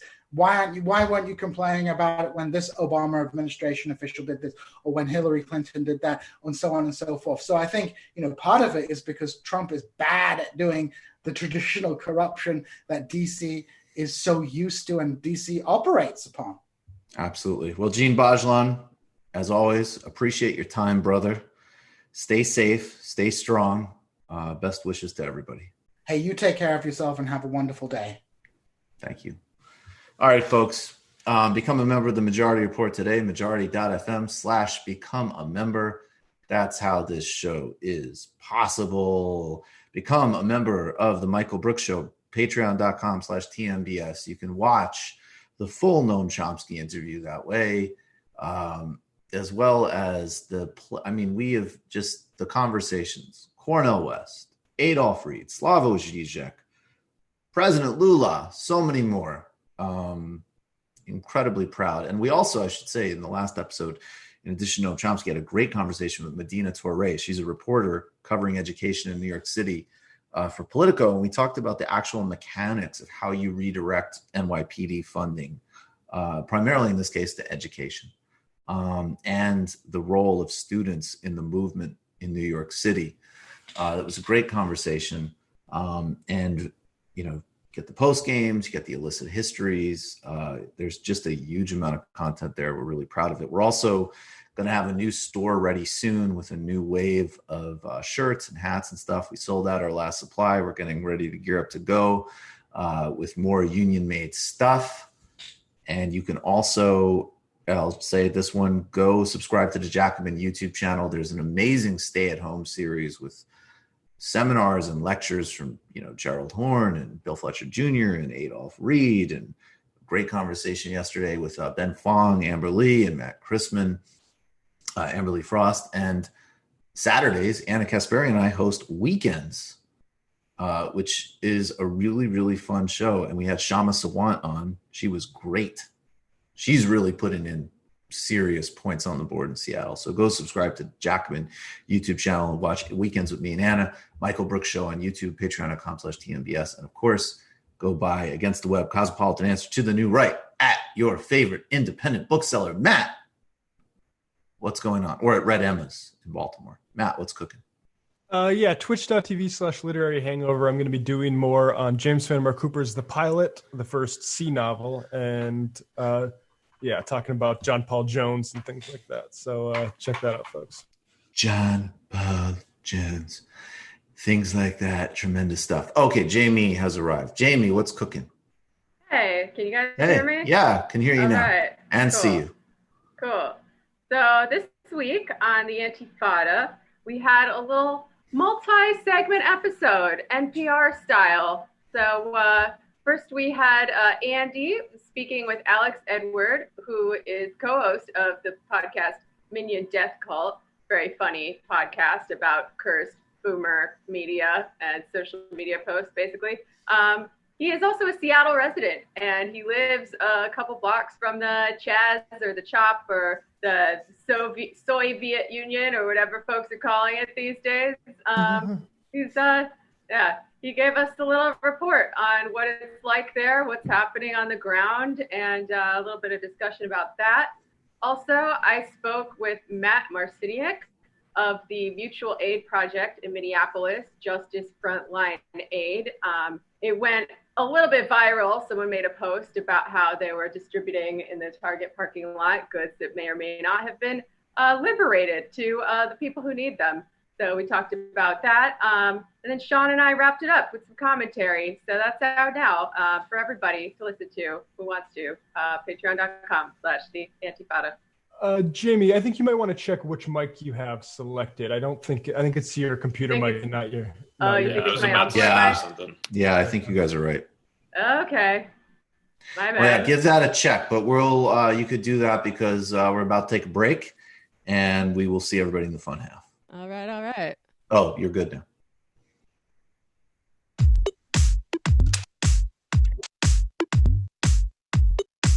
Left is best. Jamie and I may have a disagreement. Yeah, you can't just say whatever you want about people just because you're rich. I have an absolute right to mock them on YouTube. He's up to buggy whipping like he's the boss. I am not your employer. You know, I'm tired of the negativity. I'm sorry, I didn't mean to upset you. You're nervous, you're a little bit upset, you're riled up. Yeah, maybe you should rethink your defense of that, you fucking idiots. We're just going to get rid of you. All right. But dude.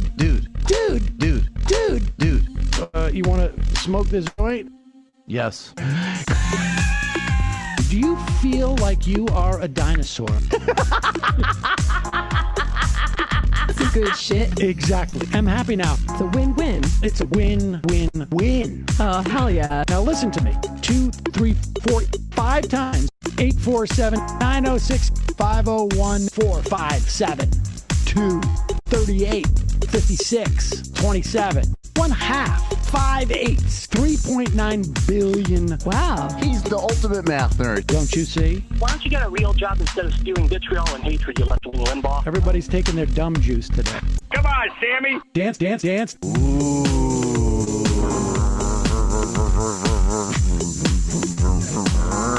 Rand Paul. I had my first post-coital scene with a woman. I'm hoping to add more moves to my repertoire. All I have is the dip and the swirl. Fine, we can double dip. Yes, this is a perfect moment. No.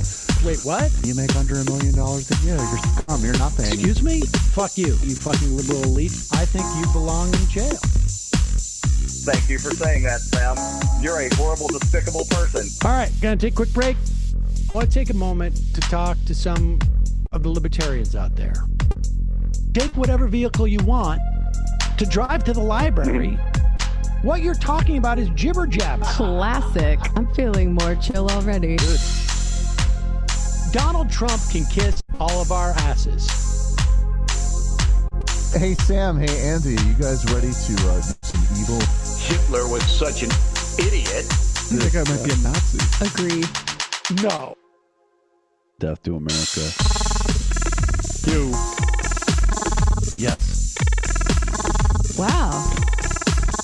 Wow, that's weird. No way! Unbelievable.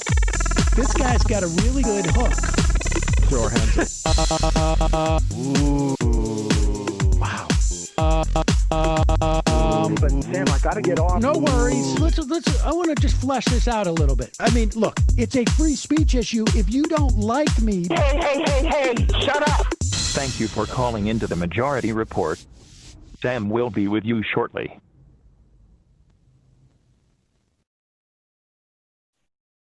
Hey, folks. Sorry there. I was muted. Welcome to the fun half. Want to talk a little bit about some really great legislation some I would say in some respects, actually definitely, if something like this ever had a prayer of passing, this would be a non-reformist reform. But there's two versions. Bernie Sanders in the Senate and Barbara Lee in the House are unveiling Pentagon cuts packages and basically saying that this money needs to be redirected into the things we need. Healthcare, housing, and other, infrastructure, other vital areas of investment. But I want to just read a little bit from Truth Out. They focused on the Lee version in the House, and I'd also definitely look at what Bernie's doing in the Senate. This is really, really good work from both of them. Quote from Truth Out: demanding that Congress prioritize our safety and our future, not more war.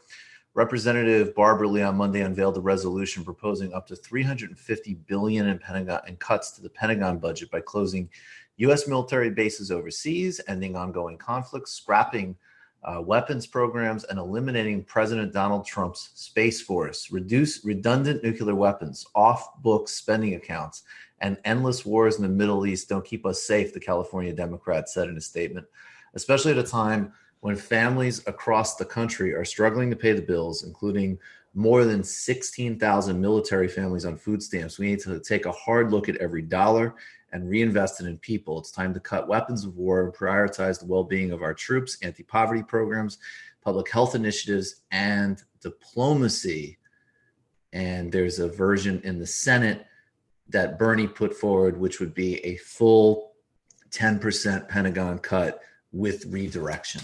So they're putting in, work here. Obviously, this isn't going to pass anytime soon, but at a time when we saw that absolutely embarrassing Democratic leadership photo op, the temerity of Donald Trump and Mitch McConnell actually talking like they care, or, the idea of Republicans putting forward a Senate bill on police brutality, which, is ridiculous.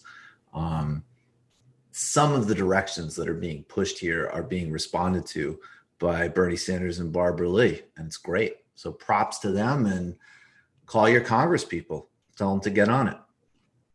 Yep. We should definitely give them props for that at the same time that we maybe educate Bernie and our other left-leaning leaders on why giving more money to the cops is never a good idea. I'd also add it's really good association between our police here and the Pentagon abroad is so easy for people to make. Speaking of like leadership slow to make connections, that's a connection that I'm glad that they're making. Yeah, I think it's a good connection they're making. I think all the other, and actually Bernie has put forward some really, banning facial recognition technology is crucial. That should be done by law enforcement. That should be done much more expansively. Immunity. These are really, really important reforms. And I think, look, there's going to be, especially where Bernie's coming from. He's coming from having actually built a significant coalition and becoming mayor of Burlington because he was actually able to tap into the labor strain of police support. And so that line, is never going to be simplistic, even as there are obviously really legitimate arguments about that. But we'll see. I think, especially with the facial recognition stuff and some of those areas that he's pushing, obviously, as you'd expect, he's going in further directions than most. I forgot the top line because it came in, but there was good news today in terms of the DACA program. It's still being teased out. I haven't read the decision, obviously. I saw, I think it's Satish Kapoor,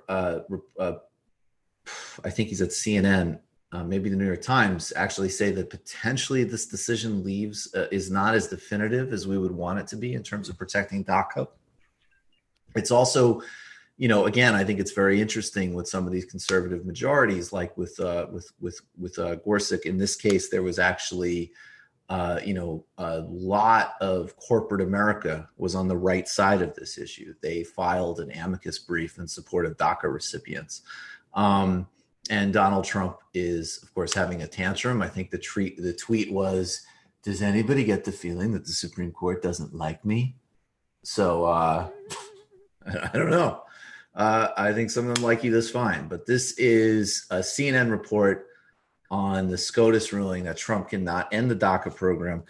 Right now, there are millions of human beings who have been subjected as part of this ongoing vicious war against migrants, against asylum seekers by the Trump administration. And this is one group that has been terrorized and used as a political pawn, and they can breathe a little bit easier today. And that's unequivocally a good thing. So let's watch this report and take that in. Poppy, the Supreme Court has blocked the Trump administration's efforts and their plan to roll back DACA. That means that DACA will remain in place for now. The Supreme Court, I'm going over this opinion now, it decided that the rescission of DACA must be erased. That was something that the Trump administration tried to do, rescind DACA. The Supreme Court saying the Trump administration cannot do that, saying that the Department of Homeland Security was arbitrary and capricious in its decision to roll back this program. Now, this was argued over because the Department of Homeland Security initially issued a memo grounding this rescission on legal grounds rather than policy grounds. It was a later memo where then Secretary Kirstjen Nielsen actually said it was based on policy. But the Supreme Court saying here that the Department of Homeland Security did not roll this back in the right way, and therefore DACA must stand. This is no doubt a huge relief for those 700,000 plus DACA recipients. We have some of them outside the Supreme Court now, a very small number as opposed to how many were here back in November when this was argued. I spoke with some of the DACA recipients back in November, and they told me that this was crucial. Keeping DACA in place was crucial because they depended on it. One woman I spoke to had 2 young children who were born here in the United States. She was brought here when she was 14 years old. She lives and works on Long Island. She pays taxes. She has renewed her DACA status every 2 years. She feels like she is an American. And this was a program that was put in place by President Obama in 2012. So we're looking at 8 years of DACA recipients relying on this program. We're still looking into the exact vote count here. I still have to go through that. But we do know that at oral argument, Chief Justice John Roberts, he said that while the Trump administration may have been able to do this, perhaps if it was done in the right way, there also needed to be some humanitarian concerns here because these people, these DACA recipients, have relied on this program for the past 8 years. They've set up their life here. They work here. They pay taxes. They've had children here. So to all of a sudden roll this back really seemed like an inhumane injustice. And that was something that it seemed at the time of oral arguments in November that Chief Justice Roberts was trying to balance, to really look to that humanitarian response that we got. You know, I spoke with some of those dreamers. They marched here to the steps of the Supreme Court from New York City. They marched for days in oftentimes bad weather. It was raining actually the morning of oral arguments here. They were committed to this. They were passionate about this. And today, the Supreme Court handing them a win, saying that the Trump administration, as it was done, cannot, in fact, roll back the DACA program established by President Obama. So that's positive news. And, you know, again, I think the thing that we have to be very careful of, especially as the liberal press reports this, and we're celebrating it along with them, just as we're celebrating the equity decision on trans rights as well. And Joanna Wiest has a brilliant piece in The Nation on basically, you know, as the trans community celebrating that decision and then also recognizing that at-will employment is still a fundamental threat to all workers, period. And of course, also to those that might be specifically discriminated against because of who they are. And so she has this piece on celebrating that victory and then looking to the shop floor and the street for like the broader wave of contextualizing it and you know, building out like, you know, ongoing substantive victories. And so I think this one is, again, it's incredibly positive. I mean, I know people personally that I know are going to breathe a lot easier because of it. And we need to connect it to a broader struggle. Okay. Brendan, you just sent this. I'll just read this real quick. For now, I guess this is from 538, and this is who is this? Stephen Yale Lohr, professor of Cornell Law. For now, though, the justices have said that the Trump administration's rationale wasn't good enough. In September 2017, Trump announced that he would rescind DACA, but gave only a single reason, that the program was unconstitutional. The administration offered a second justification for ending that program later, but the court said the reasoning needed to come when the program was actually terminated. Roberts felt that the government didn't pay sufficient attention to what DACA means to its recipients, said Peter Margolis, a professor of William and Mary University of Law. These folks are interwoven in society and really don't have any other place that they can call home. That's what Trump is saying to the Trump administration. People have shaped their lives around this. That can't be ignored. This time, too, Roberts was clear that the court was not weighing whether or not DACA was a good or bad policy. We can only address whether the agency complied with the procedural requirement that would provide a reasoned explanation for its actions, he wrote in the opinion. The essential question then is whether the Trump administration followed the rules. It's a decision that administrative procedure nerds will love. That sounds contradictory to me, though, in the presentation, because, I mean, I understand that he wants a narrow reading on a technicality. And, God forbid this is like the Muslim ban where they come back with a more coherent reason that Trump hasn't spouted off with. But he is including the humanitarian variables in the same writing, in the same ruling, because he's asking and talking about people who've built their lives here. Mm-hmm. So that isn't just a technical question. I understand the reasoning is technical, that you haven't provided sufficient rationale. But just as that CNN report leaned into, of course they're talking about the humanitarian implications. So I'm not terribly sure I see that, but I haven't read the whole decision.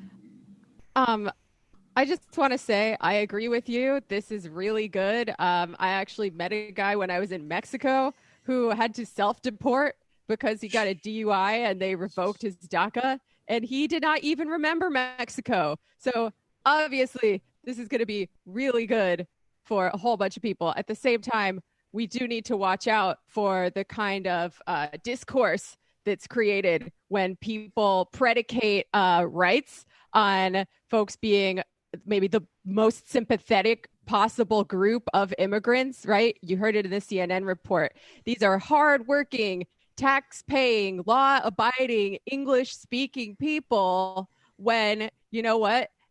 Undocumented immigrants who are not perfect, who are not all of those things. I don't even want to say perfect because that's making a value judgment.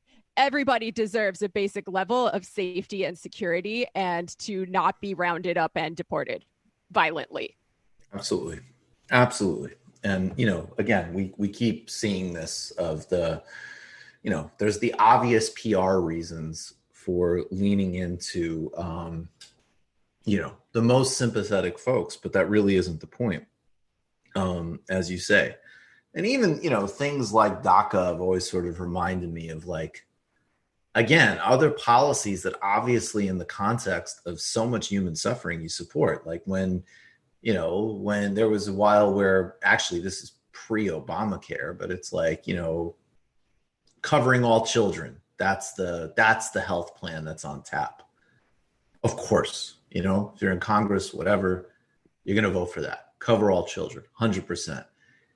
The idea, though, that like, oh, well, kids will, their health is protected even though their parents are completely vulnerable is ridiculous. I mean, it's just a completely non-systems way of looking at how the world works. So, and people who are DACA recipients, they're, sometimes actually their families have status, other times they don't. But the idea that you can't, think of these things in terms of like broader family systems is a big problem, particularly because, in fact, the right does. That's why they were taking aim at so-called chain migration as an example. It's the parity mindset. Sorry? It's just a charity mine, basically. Yeah, exactly. And it's a triangulation. That's Yeah, very it's a triangulation. typical of the Obama era. Very typical of longer. They've been triangulation. I mean, certainly the phrase was coined in the Clinton era, but arguably, I mean, the real flip in the Democratic Party is the Carter era. But yes, the Obama era definitely was a big refining of it. So the Trump administration is pushing to get rid of the expanded unemployment benefits as we are in greater unemployment during the pandemic than during the Great Depression. What do they want to do? They want to give people a get back to work bonus. This even as people across this country have still not accessed, in many cases, and this was really, I mean, this was something we were talking about a lot a couple of months ago. People, waiting like literally days on the phone to access unemployment insurance. And then we started to see the footage in places like Florida. And we started to realize the design of simply how difficult it was to access unemployment. If you're listening to this, this is aerial footage. I would recommend trying to watch it. This is just stunning. This is clip number 2. This is state police in Kentucky suggest it will be, what is this, an 8-hour wait at the unemployment office? Yeah. Look at this. And you know what's so disgusting and what a failed country we're in right now is the only line that when I saw this, instead of being shocked, I was like, well, I remember the lines that I saw from Florida. And then I thought of the lines that people were waiting on to vote in Georgia. Mm-hmm. Yeah, I mean, first of all, it's just sick to make people go to a crowded public place in order to get the benefits that they are entitled to during a pandemic.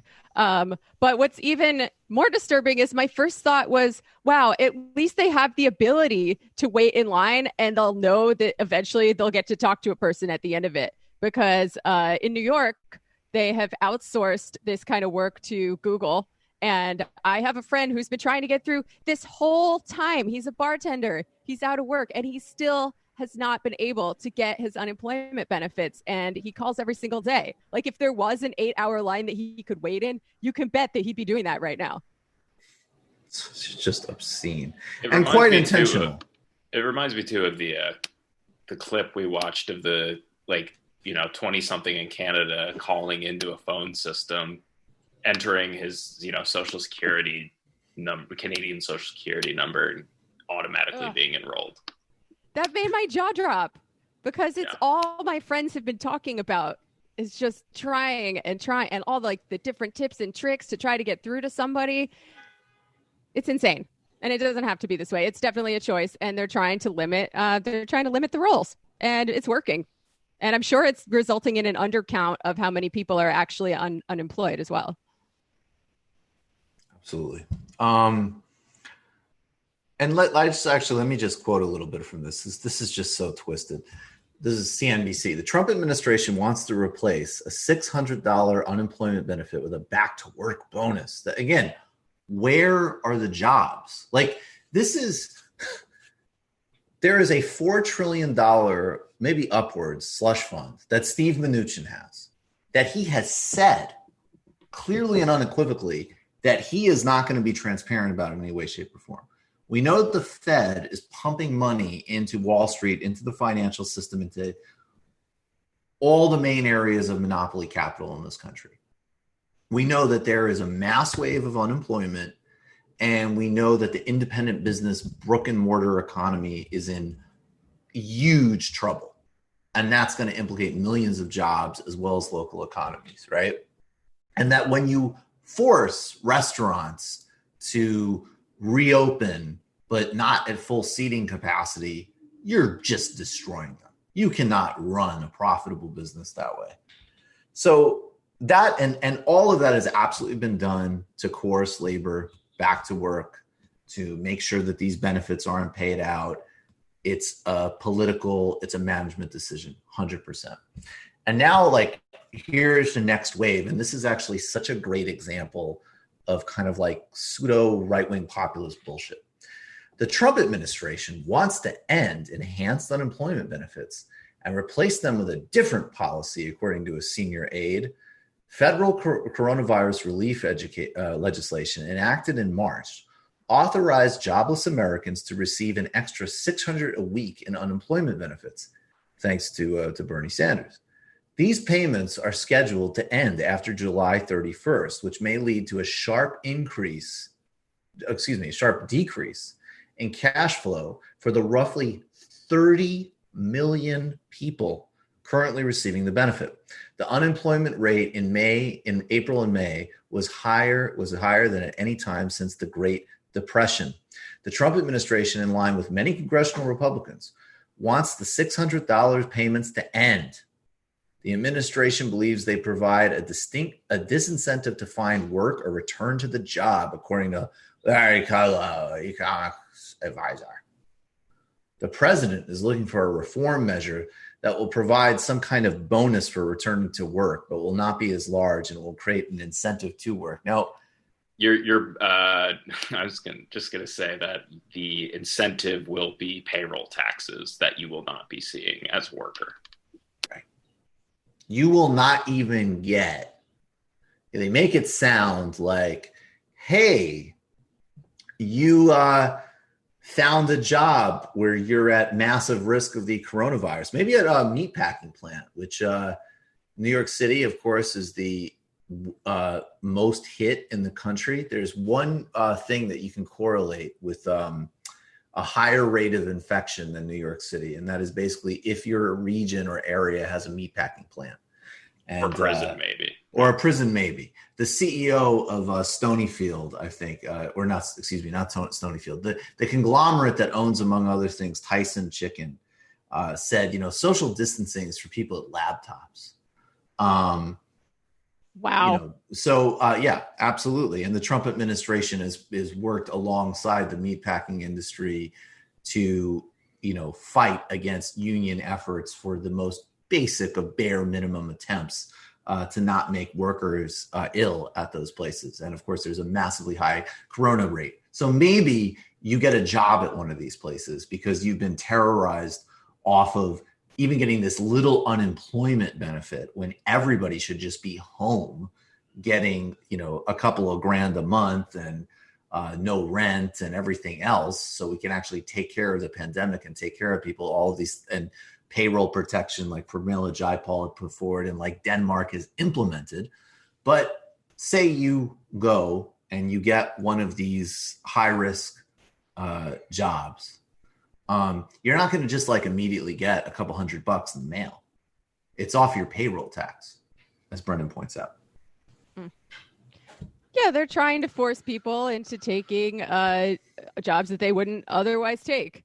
Like, we can kind of see in this little experiment the utility of something like a UBI in terms of like, it could be a universal strike fund, or it could simply force employers to make jobs more appealing so that people would choose that over the like very basic level of income that they're receiving from the government. I think what's so fascinating is I agree with you, like in an American context. I mean, I absolutely think like what Rashida Tlaib was putting forward about giving everybody $2,000 a month. It needs to be done, should be done. In Kerala, the state of Kerala in India, which has had, at least as of several weeks ago when I was really focused on it, I don't know the latest, I hope it has not changed. They had a really effective response to this, and it's rooted in the history of, the Communist Party, which is one of the most successful communist-run, basically regional governments in the world for decades. So Kerala has always been way ahead of the curve on healthcare, on literacy, on every type of important indicator, strong labor unions, women's rights, and so on.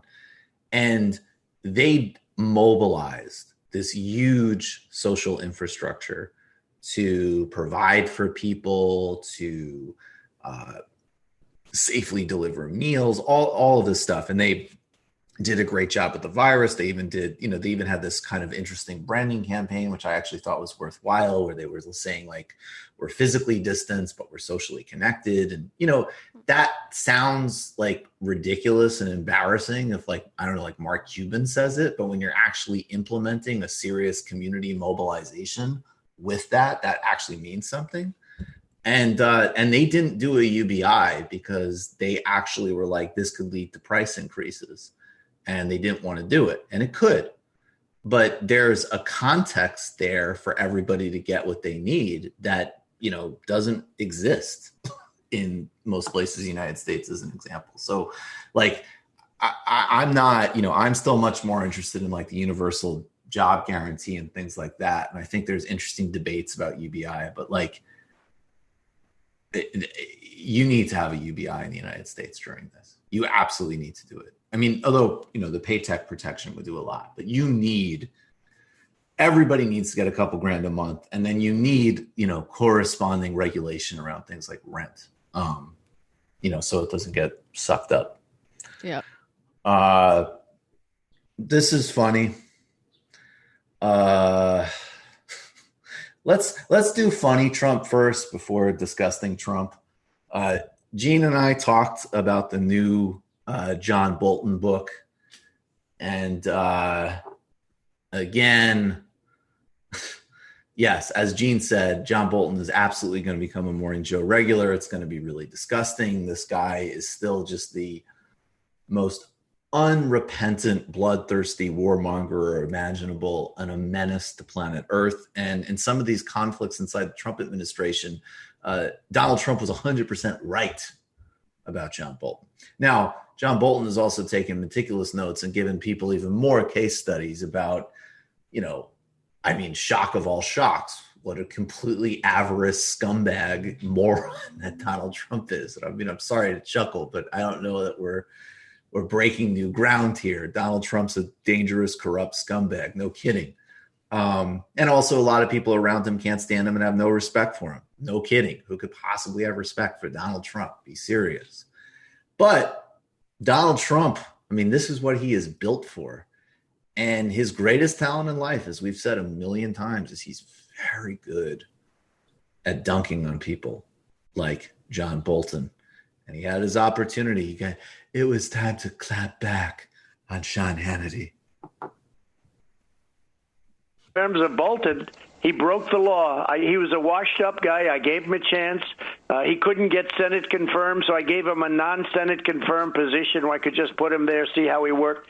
And I wasn't very enamored. He went into the Middle East. He was one of the big guns for let's go into Iraq, and that didn't work out too well, and I was against that a long time ago before I was ever even thinking about doing what I'm doing now. But he was one of the people who wanted to go into Iraq. When I asked him about it, I said, about a month in, when he was about a month in, I said, what do you think? Do you think you made a mistake there? No, I don't think so. I said, explain that one. So the terrible thing that he did. But he broke the law. Very simple. As much as it's going to be broken, this is highly classified. That's the highest stage. It's highly classified information. And he did not have approval. That's come out now very loud and very strong. And I appreciate Ambassador Lighthizer in front of a committee today on an unrelated topic. They asked him that question. One of our friends in the Democrat Party was very nice to ask him the question. And then he said, absolutely not. Trump was tough on China, but nobody's been tough like me. Nobody's been tough like me on China. We're taking in right now billions and billions of dollars from China. I gave a lot of it to the farmers because the farmers were targeted by China. Nobody's ever done that. No, nobody's ever done agricultural targeting before, really? I love, he's totally right about Iraq. He's lying about his position. The first there's two great clips, like vintage Trump Howard Stern clips from that era. And one is, I think this one isn't on Howard Stern. One is after September 11th, within days. And he basically is talking about the World Trade Center, the terrorist attack, and then just sort of like basically gets lost in a tangent about how now the Trump Tower is the biggest building in Manhattan. And then the other one is like, you know, he's on Howard and like in between talking about like wanting to like palm his daughter's ass or whatever he was talking about. He's just like, yeah, I mean, I guess we should go into Iraq. I don't know. And somehow like that has turned into, I was always against it. But look, Donald Trump has absolutely way after the fact been a great critic. And what he did to Jeb Bush on the debate stage was delicious about the Iraq invasion. And so, yeah, I mean, he's basically right about John Bolton. Yeah, I mean, if he wants to say that he's against wars, we should probably nod along and be like, yeah, wars are bad. You're great for being against wars. Oh, absolutely. I mean, I cannot believe, like, the stuff, if it's true about Xi, like it points to different, like the more kind of like the, you know, the sort of some elements of the corruption stuff, and obviously endorsing what's happening to the Uyghurs is totally unsurprising and deeply disgusting. But, you know, watching people like constantly goad him on social media with like, there's two things that idiot like resistant types do. One is like, oh, you're golfing again? Like, yeah, I hope so. Awesome. Isn't that great that he isn't like super committed to his work hours? Like, yeah. To the extent that has any bearing on how government functions, and I really don't know how much it really does, frankly, that's great.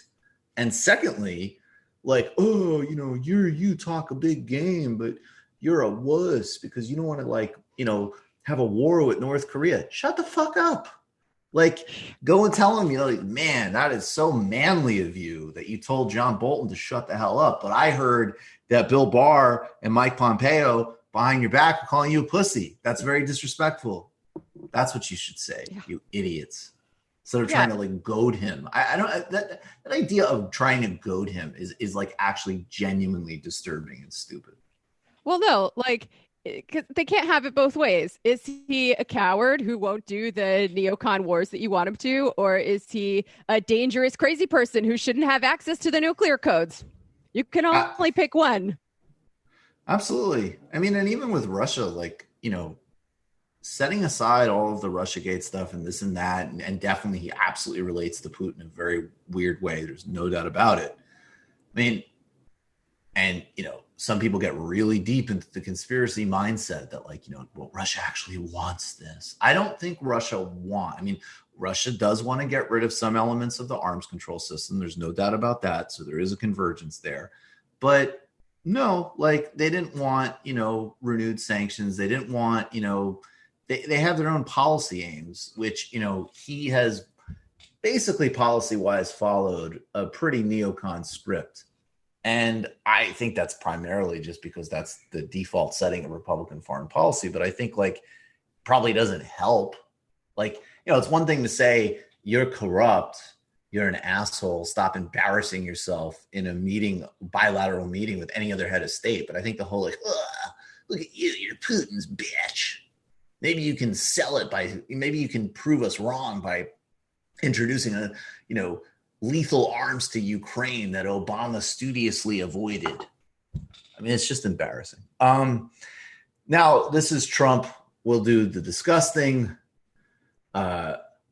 Protest uprisings are ongoing in this country, every corner of the country, and turning into, you know, a plethora of initiatives and pushes and directions, including some, I really keep wanting to shout out because she's on my mind, very important work that Shama Sawant is doing in Seattle.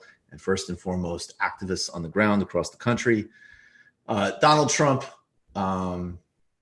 came out with that genuinely, profoundly disturbing, authoritarian, and vicious response in the first wave. General Milley was on the streets of D.C. Please don't forget that, everyone.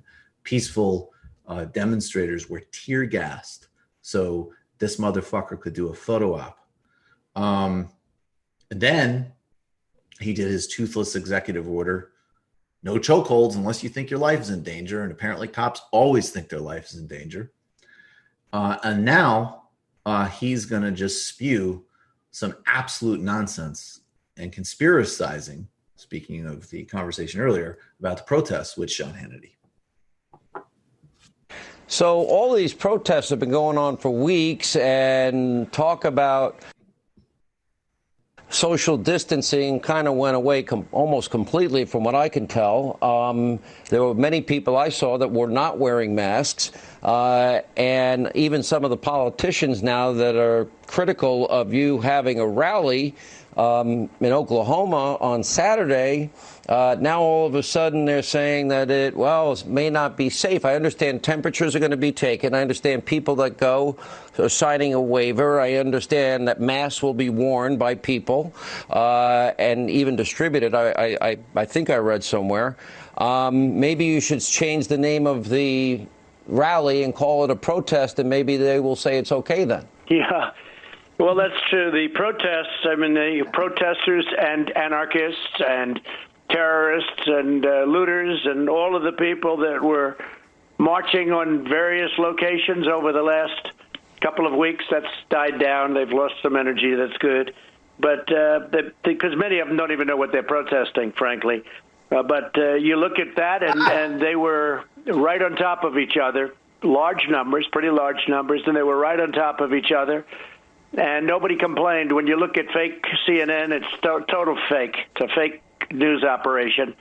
And it's really like an extension of the Democrat Party. And then you look at MSDNC, which is DNC, Democrat National Committee. I'll give them and that. You look at it, and you see the way they talk. They never mention that. They don't talk about it. This is all you hear about Oklahoma, what we're doing. We'll be in Tulsa. You have a great mayor and you have a great governor. Governor Stitt, I spoke to him yesterday.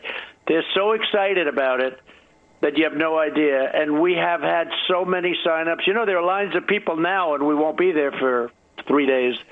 They have lines of people right now trying to get into the arena. I mean, they'll be there. They'll be early. How many people They'll be in one of those early front rows.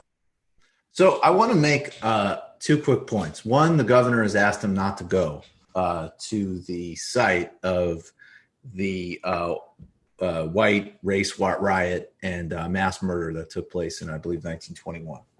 So even the Republican governor is saying, maybe could you please not pull a Ronald Reagan on this? Second point is this whole conversation about protests and social distancing. This is actually really important because there has been this whole resurgence. There was that thing, remember, in the beginning of Corona, where everybody was like, this is a return to technocracy. People are going to believe the experts. No, that's not going to happen. And what's really important, I think, to say here, because there's some people that are just saying, like, they're trying to answer this stupid right-wing bullshit with kind of like doing it on your own logic. It's sort of like, well, no, it is science. It is scientifically, acceptable to break social distancing because of this or that, like, metric. And the truth of the matter is, the answer is that, of course, protesting and demonstrating and uprisings are dangerous from the perspective of social distancing and Corona. Of course they are. And what people are doing with unparalleled courage is making a political choice that the murder of Black, Brown, the police harassment and violence and the structures that is connected to, which I actually would include, as Cedric Johnson does. I like that Cedric Johnson's like, this is a police movement, and Cedric Johnson's like, I think this is also the first Trump food riots. Like, yes, there are other things wrapped up in these movements, and it's, I think Dr. Fauci had the best response from a technical viewpoint, where he just was like, look, the science hasn't changed at all. If you feel important about this, then go for it. The science hasn't changed at all. And that's what I can say in that public health role. And it's very important that people actually do reserve the capacity to make that choice and say that politics is going to exceed scientific and medical advice and importance right now. That's what people have chosen. And then it gets to very basic and obvious political distinctions, which, the right makes a ton of hay off of, but I mean, anybody could be able to distinguish, which is like ending, systemic violence and all of these other issues are profoundly more important than, getting your hair cut more quickly. Yeah. So that is political decision making, and that's very important to see and be unapologetic and aggressive about. Yes, people have made absolute risks for a very specific and distinct reason that supersedes in this instance. Yeah. I mean, I think the protests are safer because they are outside and most people are wearing masks, and the Trump rally is inside and most people probably will not be wearing masks. But even if the risk were the same, like the protesters are taking a risk to make the world safer for everyone. And the Trump people are taking a risk to make the world more dangerous. So these two things are not morally equivalent. Right. All right, let's have a little bit of fun to wrap things on. I didn't even remember this guy. Do you remember Brendan Straka? Yes. How could I forget? A colorful character in the pantheon of the MR universe, really. What was he again, though? He was the... Walk Away. Walk Away. Walk Away. I thought, wait, was he the one who said he was going to run against Cortez? Yes. At one point, yeah, I think so. At one, for a very brief time, he was thinking. So he's not doing that. Yeah, and No. I don't think so. He got kind of obsessed with us because we did one segment on him, and then Sam went on his show and just he's the apathetically steamrolling spanked dude. him 6 ways to Sunday. Yeah. Oh, he's quite a apathetic. rich tapestry for this He guy. called me an Antifa girl, I think. That was pretty funny. He clearly had no idea what the Intifada was. The apathetically steamroll guy. Okay. So apparently, Brendan Straka was removed from a flight because he refused to wear a mask because, of course not. That's just, you got to walk away from that. And I guess which clip is, I'm a little confused here. Which is 9 and which is 10? Start with 10 and then start with 10. Okay. This is a tweet from a New York Times reporter, I guess, outlining the story of Brendan Straka. I mean, really, this is like Solzhenitsyn here.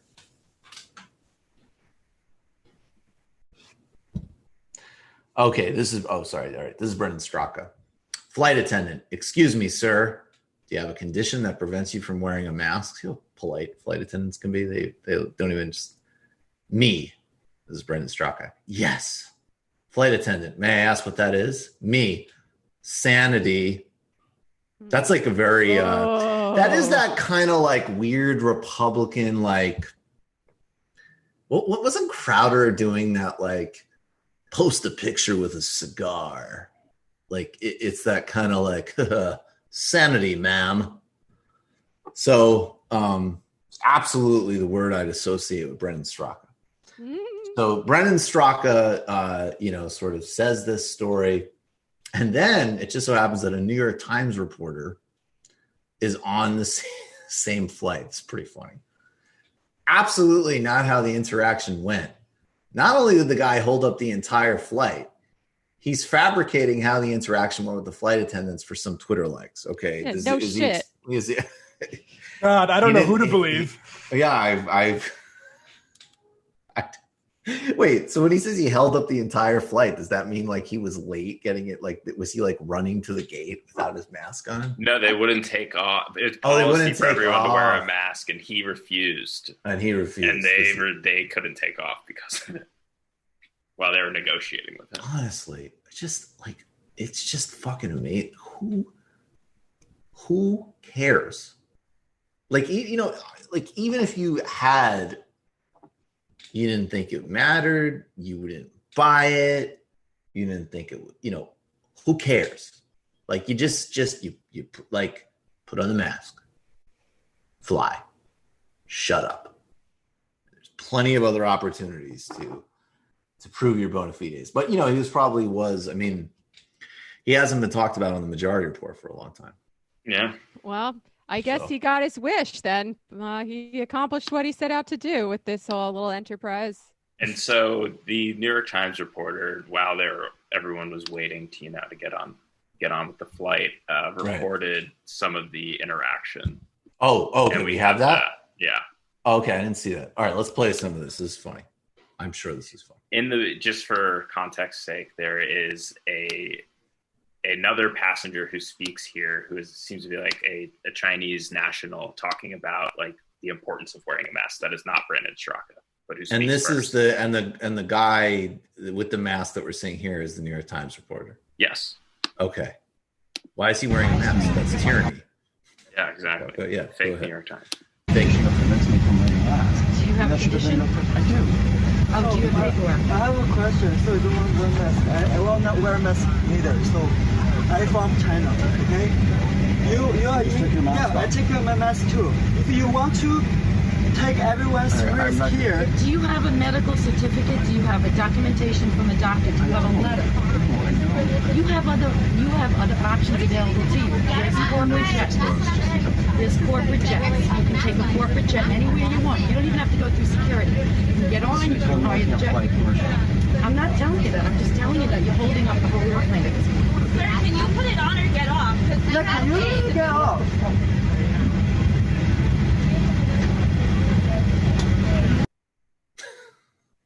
No, folks. Brandon Straka does not have medical documentation proving his sanity. That is such an awesome look. That face, just that pure, like, could you imagine? You're on a plane, and I'm sorry, I don't want to fly anytime soon, right? So you're on a plane, if I maybe I'm projecting, but I would assume that's an anxiety-producing experience right now. I really am not envious of any media person who has to go to that and cover that rally. I think it's kind of a malpractice on the part of media organizations sending. You're risking getting COVID to go see Donald Trump give a speech at the site of a historic race massacre of white people basically killing hundreds of people and having mass graves. It was initially reported as 21, but there's clearly more people that were murdered. They attacked something called the Black Wall Street. Donald Trump is going to give that speech. It's the year 2020. We're in a depression. We're in a pandemic. We've got everything going on. And now this guy is on the plane going, no, I won't wear a mask. I can't even, the look on that reporter's face, I can't even say I feel you because I'm not on a plane, but I think I get it. I mean, Brandon is starved for attention. He is starved for attention. If I was on that flight, though, I would have put that camera right in the face and started roasting him because, I mean, imagine if you recognized Brandon Straka doing that. Oh, my God, yeah. That would be hilarious. Yeah. A random person would be really annoying, but Brandon Straka would be like, this is such good content. It would be We probably didn't know who Brandon Straka was, though. Like, no, really in New York Times know who he reporter, is. certainly. I would have been Well, they act like they don't know. Providing context for that for people the way that we just did. You like get up there like, guys, this guy is an asshole on Twitter who is a grifter. You don't understand. This guy used the phrase apathetically steamrolled. He makes it his professional, it's his professional project to make black people turn away from the Democratic Party. So that's just literally. I thought it was people. gay people. It was gay people, right? He wants everyone to walk away, but especially the gays. Okay. Yeah, I think his thing was the gay. Because I missed his message. Matt, you couldn't have done this. I would have had to get up on a flight and correct you. Imagine we're both there in masks. I'm just like, no, it's gay people, man. Brendan, could you put on the fucking mask? All right, you've got the Twitter bit. And by the way, if you put on the mask now, you can really say that you dealt with like Soviet tyranny. So could you put it on and shut the fuck up, and we can go and watch Donald Trump with the most obscene naked race baiting since Reagan introducing his candidacy in Philadelphia and Mississippi. That would be great. Thank you. Oh shit, I just touched the armrest. I probably have corona now. I'm surprised the passengers didn't just all get together and physically toss him off of that plane. That's what I would have done. That is definitely according to New York Times reporter Asted Herndon. He said that he got off the plane and everyone applauded. Nice. You know what? He's probably going to get to go on Fox News now because of this. Yep, it'll give him a nice little juice. All right, folks. we are done tomorrow. I guess AOC is here with Sam. Hell yeah. Hi.